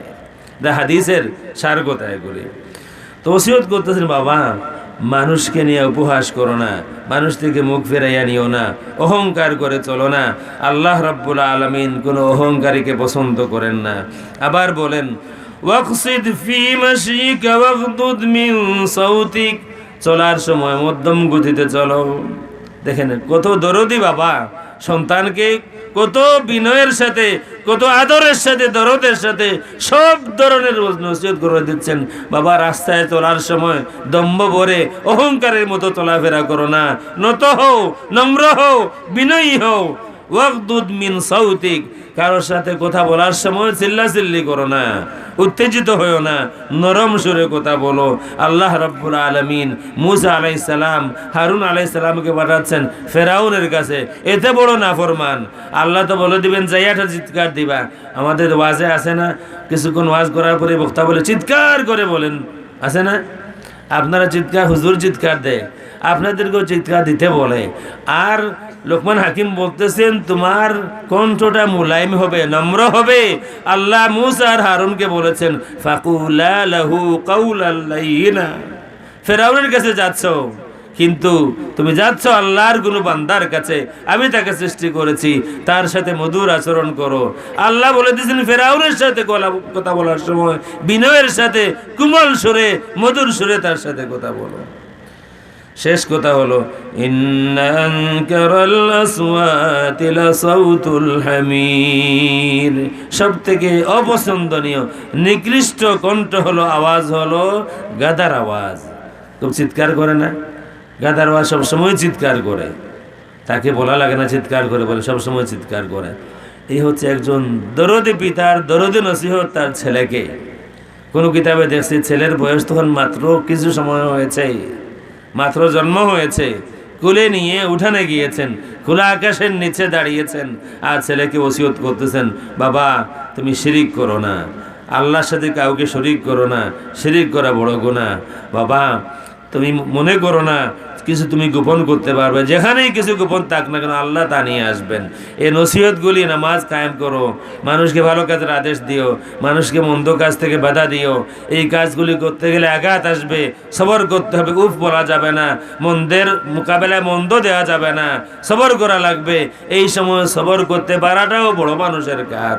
আবার বলতেছেন বাবা তুমি চলাফেরার সময় তুমি মানুষের সাথে দুর্ব্যবহার করো না, মানুষ থেকে তোমার গাল ফিরাইয়া নিও না, মুখ ফিরাইয়া নিও না, মানুষকে অধম মনে করো না, তোমাকে উত্তম মনে করো না, বরং মানুষের সাথে যখন চলবে তাদের সাথে সুন্দর আচরণ করবে এবং অহংকার করে চলবে না। অহংকারীকে আল্লাহ পছন্দ করেন না। চলাফেরার সময় মধ্যম গতিতে চলবে, চলাফেরার সময় মধ্যম গতিতে চলবে, খুব বড়াই করে চলাফেরা করবে না। আর আওয়াজটাও মুলায়ম হবে, নম্রভদ্র হবে, মানুষের সাথে কথা বলবে সুন্দরভাবে। সব থেকে নিকৃষ্ট আওয়াজ হচ্ছে গাধার আওয়াজ। এখন আমার কথা এখানে আমি শেষ করব। আমরা যারা এখানে বাবা আছি, আমার মায়েরা যারা বাড়িতে আছেন, বলেন এই নসিহতগুলি বাবা হিসাবে আপনি কি আপনার সন্তানকে করেছিলেন তাকে আদর করে ডেকে নিয়ে? বা আমি কি আমার সন্তানকে, আমার মেয়েকে আদর করে ডেকে নিয়ে এই নসিহতগুলো করেছি? যদি না করে থাকি ব্যর্থতায় আমিও শরিক, যদি না করে থাকি ব্যর্থতায় আমিও শরিক। এটা তো নতুন কথা নয়, কোরআন শরীফে এই কথাগুলি আছে ১৫০০ বছর যাবত। কি জবাব বাবা হিসাবে আপনার আর আমার আল্লাহর দরবারে? এই কথাগুলি আজকে নাজিল হয়নি, ১৫০০ বছর আগে নাজিল হয়েছে। আল্লাহর হাবিব সাল্লাল্লাহু আলাইহি ওয়া সাল্লাম বলেছেন, আদিবু আওলাদাকুম আলা সালাসি খিসাল, তোমাদের সন্তানদের জীবন গঠন করো তিনটি বৈশিষ্ট্যের মধ্যে।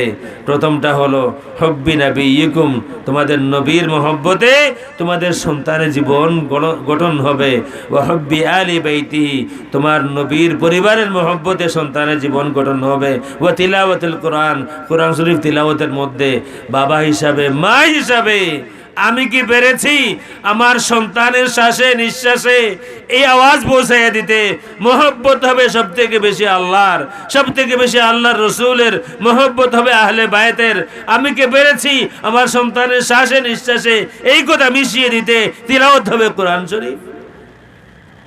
বরং এক সময় তো আমাদের দেশের সকালবেলা গ্রাম এলাকায় গেলে প্রত্যেক ঘর থেকে তিলাওয়াতের আওয়াজ শোনা যাইতো। সত্য না মিথ্যা? প্রত্যেক ঘর থেকে মুরব্বী তিলাওয়াত করতেছেন, চাচি দাদি তিলাওয়াত করতেছেন। এখন পুরা গ্রাম হাঁটবেন আপনি তিলাওয়াতের আওয়াজ শুনবেন না। সুতরাং সন্তান নাফরমান হচ্ছে এটা কষ্টের, এবং বাবার জন্য, এক মায়ের জন্য এর থেকে কষ্টের কিছু নাই। বাবার জন্য সন্তানের লাশ বহন করা অনেক কষ্টের। যেই বাবা ১০০-২০০ মানুষের লাশ বহন করেছেন, একটা কথা আছে না, বাবার কাঁধে সন্তানের লাশ ভারী হয়। বাবার জন্য সন্তানের লাশ বহন করা যেমন কষ্টের, নাফরমান সন্তানকে নিয়ে সংসার করা বাবার জন্য তেমনই কষ্টের। কিন্তু দোষ শুধু তাদেরকে দিলে হবে না, দোষ শুধু জামানাকে দিলে হবে না, আমাদেরও আছে, আমাদেরও দোষ আছে। এই কারণে যাদের সন্তানাদি হয় না এখন থেকে নিয়ত করেন, আরও আগে শুরু করতে হয়, আরও আগে শুরু করতে হয়, আর বহু আগে শুরু করতে হয়, অন্তত মিনিমাম বিয়ের সময় থেকে শুরু করতে হয়। আপনারা যারা বিয়ে করবেন মাথায় তো আসলে এইটা নাই, যা দেখা দরকার তা মাথায় নাই। যা দেখবেন এটা লন্ডন আমেরিকান কিনা, তার বাবা বা ভাই বিরাদর মিডল ইস্টে আছে কিনা, বাবার বড় রড সিমেন্টের দোকান আছে কিনা, এইগুলো দেখবেন। আসলে তো দেখা উচিত দিনদারি আছে কিনা। আজকাল আমি বহু মানুষকে প্রশ্ন করেছি যে এই জামাই যারা দেখতে আসে, কোনো জামাই কি আপনাকে প্রশ্ন করে বা মেয়েকে প্রশ্ন করে যে বোন তুমি কি কোরআন পড়া জানো? আমি বহু মানুষকে প্রশ্ন করেছি, এই প্রশ্ন কেউ করে না। না শ্বশুর প্রশ্ন করে, না শাশুড়ি প্রশ্ন করে, না যে জামাই বর বিয়ে করতে আসে সে প্রশ্ন করে। এই প্রশ্ন এখন আর নাই। নামাজ পড়ে কিনা, কোরআন পড়া জানে কিনা, দিনদার কিনা, দিনদারি আছে কিনা, পরিবারে দিনদারি আছে কিনা, এইটা নাই। একটা আছে, মোহরে ফাতেমি দিন। ছেলের বাবা বলবেন মোহরে ফাতেমি, তিনি দিবেন মোহরে ফাতেমি, কিন্তু নেওয়ার সময় কিন্তু মোহরে ফাতেমির মতো করে নেবেন না। মোটরসাইকেল দিতে হবে, ফ্রিজ দিতে হবে, টিভি দিতে হবে, সোফা দিতে হবে, কত কিছু দিতে হবে, এই সময় মোহরে ফাতেমি না। তিনি দেওয়ার সময় মোহরে ফাতেমি, সব ধোঁকাবাজ। বিয়ের সময় মোহরানা দেয়া দিলেন 11,11,111। আমার সময়ের 20 বছর আগে, 20-30 বছর আগে, আমেরিকায় যাওয়ার আগে একজন গরিব মানুষের মোহরানা ছিল, এটা আমি জানলাম 11,11,111। আমি তাকে বললাম দিতে পারবা? ওই না হুজুর, এটা দেওয়া লাগে না। কিতা করবায়? ও তো বাসটায় থইম যে তুমি কিতা আমারে চাওনি না মোহরানা চাও। এটা আর ধোঁকাবাজ। ইটা হরিয়া মোহরানা মাফ করাইলে মাফ হইতো নাই, বিলকুল মাফ হইতো নাই। বেটিয়ে যদি নিজে ইচ্ছা করিয়া খুশিতে মাফ করে দিলেন মাফ হইব। আর খায়দা করিয়া বেটিরে বেফেসো ফেলাইয়া, বেটি কিতা হইতো, মা তুই আইছে, বাপ তুই আইছে, ভাই বোন তুই আইছে, বেটির মা বলে হানতে হানতে এমন জান শেষ। তুমি কিয়া করিয়া তুমি কিতা চাও, আমারে চাও না মোহরানা চাও, কিতা হইতো বেটি? বেটি তো তোমারে এর লাগে একজনে কইছিল, মা তারে কইন যে জীবন দিয়া সন্তানের জীবন গঠন করেন, আর বউ তারে হইন যে তার মা ত্যাগ করে তোমার জীবনের সাথী হয়। মায়ে তোমার জীবন গঠন করে জন্ম দেন এই মা, আর যে তার জীবন তার খুশি সব হারাম করিয়া তোমার গেছে আয় ওইল বউ। তুমি কে হইতে এখন যে তুমি মোহরানা চাওনি না আমারে চাও, এটা ধোঁকাবাজি খামাইতো নাই। এলাকে করিয়া তাহলে আজ গিয়া তুক্কু হইয়া যদি তৌফিক না তাকে পরিষ্কার হইলেন যান যে আমার তৌফিক নাই, হিসেবে বুঝছিলাম না, আমার তৌফিক নাই। তুমি যদি মাফ করো মাফ আই, মার নাই তো হাসরো আমার দেওয়াও লাগবো। তখন বেটি যদি খুশি হইয়া মাফ দিলেন তে ঠিক আছে। আর যদি হিতা করিয়া তখন আর মনে করেন মাফ হয়ে গেছে, এক জোড়াও মাফ হয়েছে না, এক জোড়াও নাই। যারা ফিরসা বইতা চাইন গরো বেটির কাছে পয়লা ফিরসা বইতা, যে ফির হইতা বউর কাছে আগে ফির হইতা। যার বউয়ে তানে ফির মানে নেন কি ওর ফিরেন বন্ড, যার বউয়ে তানে ফির মানে না বালা মানুষ মানে নাই, বালা মানুষ নাই। যার বউয়ে জামাইরে বালা মানুষ হিসাবে স্বীকার করে না, আমি ওয়াজ করলে 1 ঘন্টা ওয়াজ ওখান বুঝাইতাম পারমু, বাট আমি শেষ করতাম চাই আর লেখি আর এখন যান। যার বিয়ে তার স্বামীরে বালা মানুষ স্বীকার করে না, এই বালা মানুষ নাই। যার গরুর চাকরে তার মালিক রে বালা মানুষ স্বীকার করে না, ইন বালা মানুষ নাই। যার লাগাবাড়ির মানুষে প্রতিবেশী তানে বালা মানুষ হয় না, ইন বালা মানুষ নাই। এটা 500 আর 100 টাকা দিয়া ভোটের সময় মানুষ আনিল্লা, আনিয়া হলে দিলাম একটা মিছিল, অমুকের চরিত্র ফুলের মতো পবিত্র, তা বেকার। ইন পবিত্র ইয়া কোনো লাভ নাই, হিপারে গেলে দুর্মুষ হওয়া লাগবো। এটা প্রশ্ন আছে। দুরূদ পড়ে সাল্লাল্লাহু আলা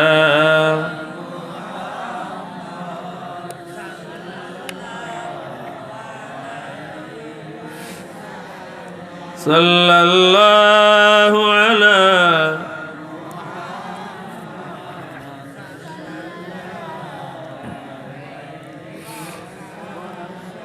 প্রশ্ন হলো, দেখুন প্রশ্ন তো না, আহলে হাদিসরা আমাদের এলাকায় বিভিন্ন ফতোয়া দিয়ে এলাকার মানুষের মধ্যে বিভ্রান্তি সৃষ্টি করতে চায়। এই ব্যাপারে আমাদের করণীয় কি? এই ব্যাপারে আমাদের যা করণীয় আপনারা তা করবেন না, আমি জানি। কেন জানি? আমাকে একজন কল দিলেন, একজন ইমাম সাহেব কল দিলেন। কল দিয়ে বললেন কোনো একটা এলাকায় তারা মাদ্রাসা করতে চান, আমরা একটা মাহফিল করব জবাব দেওয়ার জন্য। আমি বললাম এই ফর্মুলা ভুল। আপনারা মনে করতেছেন একটা মাহফিল করে ওয়াজ করে দিবেন আর সব শুদ্ধ হয়ে যাবে, এটা ভুল। বললেন কি করতে হবে? আমি বললাম 10 জন ওই এলাকার 10 জন যুবক নিয়ে আসেন, তাদের হাতে দলিল দেয়া দেই, তাদের হাতে দলিলের হাতিয়ার তুলে দেই, বুঝাইয়া দেই। তখন যখন হামলা হবে, যেহেতু হামলাটা আমার এগেনস্টে হবে না, আমি তো সেখানে নাই, হামলা হবে এই যুবকদের বিরুদ্ধে, তারা যেন দাঁড়াতে পারে, দলিলের হাতিয়ার সাথে আছে, তারা যেন উপযুক্ত জবাব সময় মতো দিতে পারে। আমাকে বললেন হুজুর আমি সিলেটে আমার লোকে দেখা করব, শেষ। সুতরাং যা করণীয় আপনারা তা করবেন না। যা করণীয় তা হচ্ছে কয়েকটি মাসালা আছে আকীদার, কয়েকটি মাসালা আছে ফিকহের, নামাজ সংক্রান্ত। এই মাসালাগুলির দলিল ভিত্তিক জবাব আমাদের পক্ষ থেকে যুবকদের মুখস্থ কণ্ঠস্থ করে নিতে হবে। আরেক জিনিস হলো যে আপনি বা আপনার ছেলে বা আমার ছেলে সে মসজিদে যাবে না, নামাজ পড়বে না, আর আপনি তাকে বাধা দেবেন না হলে হাদিস হইও না, এটাও হবে না, এটাও হবে না। আপনি লেগে রাখুন, হবে না, এক সময় সে যাবেই। নামাজ আপনি কায়েম করুন, তাকে নিয়ে আপনার সমাজ গঠন করুন। যখন হামলা আসবে তার হাতে দলিল তুলে দেন, সে যদি সঠিক জবাব দিতে পারেন আপনার কিছু করা লাগবে না। আর আপনি বছরে একবার একটা ওয়াজ করায়া কিচ্ছু হবে না, লেগে রাখেন, কিচ্ছু হবে না, কিছুই হবে না। কয়েকটা বেশি না, আকীদার কয়েকটি মাসালা আছে, নামাজের কয়েকটি মাসালা আছে। ওরা যখন জানবে আপনার সন্তানেরা দলিল জানে, ওরা মোটেই ধারে কাছে আসবে না, মোটেই আসবে না। আপনারা 100 জন মানুষ দায়িত্ব নেন, বাংলাদেশে আহলে হাদিস যারা আছেন, আমি আপনাদেরকে ওয়াদা দিলাম, তাদেরকে বসাইতে যদি পারেন আমি আসব, বা তাদেরকে বলে দিবেন আইনুল হুদা আসবে, দেখেন আসে কিনা, দেখেন আসে কিনা। আসবে না, কেন আসবে না? জানে এই মিয়ার কাছে দলিল আছে, এখানে মুখ বাড়াবাড়ি হবে না, দলিল লাগবে। আর দলিল শুধু দলিল না, দলিল পড়াও লাগবে। আমার সামনে যদি কেউ আসে, এই যে কিছু লোক আছে কিছুই জানে না, না আরবি জানে না বাংলা জানে, তারাও তাদেরকে আহলে হাদিস বলে। তোরা তো আসলে হবে না, কারণ আমি নিয়ে আসবো, আমার সাথেই পুরা আছে, 80টা বহু কিতাব, আমার গাড়ি ভর্তি কিতাব আছে। এখন যদি কেউ আসে, এখন রেডি, আমি ফজর পর্যন্ত টাইম দিব। আগামীকাল কুমিল্লা মাহফিল, আমার তো তাড়া নাই, আজকে আর মাহফিল নাই। কেউ যদি আসেন, কিতাব সাথে আছে আমার, কিতাব পড়ে দিতে হবে। কিতাব আমি খুলে দিব, আপনি খুলে নেবেন, বুখারী মুসলিম এটা আমার মায়ের খাবিন না, আপনি পড়ে বুঝাইয়া দেন। তো আমাদের সন্তানদের হাতে যা করণীয় আপনারা জানতে চান, আপনাদের কয়েকজন মানুষ মাদ্রাসা শিক্ষিত হওয়াও জরুরি না, হইলে ভালো, তাদেরকে নিয়ে আসেন, কয়েক ঘন্টার কোর্স হবে, আপনি দেখবেন তাদের হাতে দলিল তুলে দিবেন, আপনার কিছু করা লাগবে না। দলিল হুজুরের ঘরে, আর ফাইট করবে সন্তানেরা, কিছুই হবে না। এটাই হচ্ছে রিয়েল ফ্যাক্ট। যে সন্তান আমি জন্ম দেই, যে সন্তানের পেশাব পায়খানা আমি পরিষ্কার করি, যে সন্তানকে মানুষ আমি বানাই, যাকে 20-25 বছর আমি খাওয়াই, ওই সন্তানটা হঠাৎ করে কোন মন্ত্র তারা দেয়, সে আমাকে ছেড়ে আমাকে মুশরিক মনে করে তাদের দলে যোগ দেয়। কেন?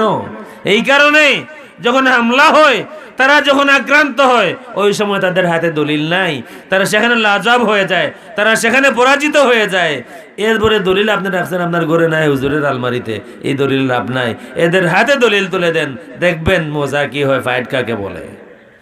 যদি আপনাদের পছন্দ হয় আমি সময় দেব, দলিলের যুদ্ধে আমাদেরকে টিকতে হবে, নতুবা আমরা পারবো না। বড় হুজুর, ছোট হুজুর, খানকা ভর্তি কিতাব আছে, হবে না, খানকা সহ তারা দখল করে নেবে। আমি চাইলে নামটাম বলতে পারবো, কোন দরবার পীর সহ তারা নিয়ে গেছে বলতে পারবো। একটাই কারণ, দলিলের যুদ্ধে আমাদের যাদেরকে তারা আক্রমণ করে তারা টিকতে পারে না। কেউ কিতাবে লিখে দিলেন কুনতু কানজান মাখফিয়ান, বুখারী মুসলিমে আছে, তিনি জানেন না ভুলেও যে ওনার একটি ভুলের কারণে আমার কত ভাই সালাফি হয়ে গিয়েছে। কেন? তারা চ্যালেঞ্জগুলো দেখাও, কোথায় আছে বুখারী মুসলিমে? তিনি 17 মাস চেষ্টা করো, বুখারী মুসলিমে দেখাইতে পারলেন না। তখন আমার ভাইটা কি বললো, যে তাইলে আমাদের দলিল নাই। ভুলটা কিন্তু তার নয়, ভুলটা আমার। সুতরাং আমাদেরকেও আমানতদার হতে হবে, দলিল যেটা সেটাকেই দলিল হিসাবে দিতে হবে। আমাদের দলিলের কোনো অভাব নাই, বাংলাদেশে বসে এত সাহসের সাথে কথা বলি, কিভাবে বলি? দলিল সাথে আছে। এই কারণে দলিল আমার সাথে না থাকতে বলতে পারতাম না যে এখন আসেন। দলিল আমার সাথেই আছে, দাগ দেওয়া আছে, কোন রোগের কোন ঔষধ একেবারে চিহ্নিত করা আছে। সুতরাং আমাদের বাচ্চাদের হাতে দলিলের হাতিয়ার তুলে দেওয়ার আগ পর্যন্ত দ্বিতীয় কোনো পথ নাই। আপনি বড় হুজুর আনেন, ছোট হুজুর আছেন, আপনি হুজুরদেরকে শিরা বানাইয়া জুস বানাইয়া খাওয়াইয়া দেন, বাচ্চাদেরকে কিচ্ছু হবে না, যত সময় তাদের হাতে দলিল তুলে দেন নাই। একটাই পথ আছে, আর কোনো পথ আছে আমি জানি না। সাল্লাল্লাহু আলা সাইয়্যিদিনা মাওলানা মুহাম্মদ ওয়া আলা আলিহি ওয়া আসহাবিহি ওয়া সাল্লাম। সাল্লাল্লাহু আলা সাইয়্যিদিনা মাওলানা মুহাম্মদ ওয়া আলা আলিহি ওয়া আসহাবিহি ওয়া সাল্লাম। আল্লাহুম্মা ইগফির লিহাইয়িনা ওয়া মাইয়িতিনা وشاهدنا وغائبنا وصغيرنا وكبيرنا وذكرنا وأنثانا. اللهم من أحييته منا فأحيه على الإسلام، ومن توفيته منا فتوفه على الإيمان. মাবুদ, গুনাহগার মানুষ তোমার নেক বান্দাদেরকে নিয়ে আমি তোমার দরবারে হাত বাড়িয়েছি। মাবুদ, ঠান্ডা মাটির মধ্যে তোমার বান্দারা দীর্ঘ সময় থেকে বসে আছেন আল্লাহ। সাধারণত তোমার এই বান্দারা এই ধরনের মাটিতে বসে থাকেন না আল্লাহ, এত গভীর রাত পর্যন্ত, শুধুমাত্র তোমার নাম নেয়ার জন্যে, কেবলমাত্র তোমাকে স্মরণ করার জন্যে, তোমার হাবিবকে রাজি খুশি করার জন্যে তোমার বান্দারা দীর্ঘ সময় থেকে মাটির মধ্যে বসে আছেন আল্লাহ। আমি গুনাহগারের কারণে তোমার কোনো বান্দার হাত তুমি খালি ফেরাইও না মাবুদ। আমি তো আমাকে জানি আল্লাহ, আমি গুনাহগার স্বীকার করলাম আল্লাহ। তোমার এই নেক বান্দাদের খাতিরে আমাকে মাফ ফরমাও আল্লাহ। জীবনে এমন কোনো দিন নাই, এমন কোনো রাত নাই যেই দিন যেই রাত তোমার নাফরমানি হয় নাই মাবুদ। জীবনের সন্ধ্যাবেলা এসে গিয়েছি আল্লাহ, কবরে যাওয়ার সময় হয়তো বেশি বাকি নাই। আমাদের বহু বন্ধু বান্ধব তাদের সন্তানদেরকে এতিম করে বিদায় হয়ে গিয়েছেন। আমার বিদায়ের সময়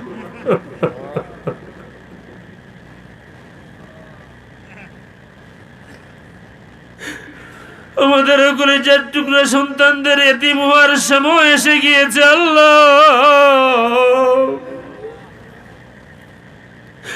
জীবনের ছোট বড় সমস্ত গুনাহ খাতা মাফ ফরমাও, বাকি জিন্দগি তোমার মকবুল গোলামি নসিব ফরমাও।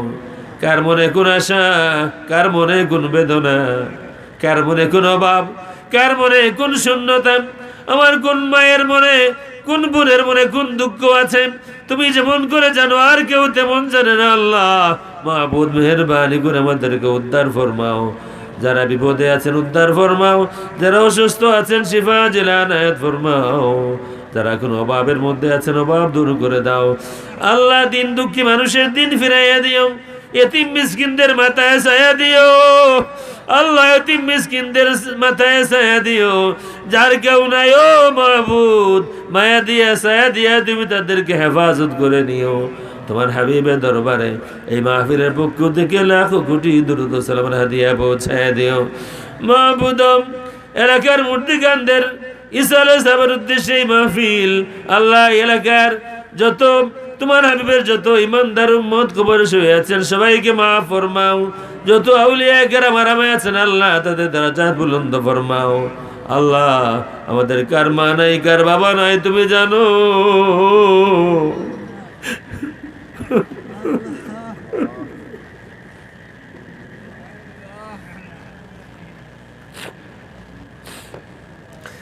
মাহবুদ, বহুদিন হয়ে গেছে মাকে কবরে রেখে এসেছি আল্লাহ,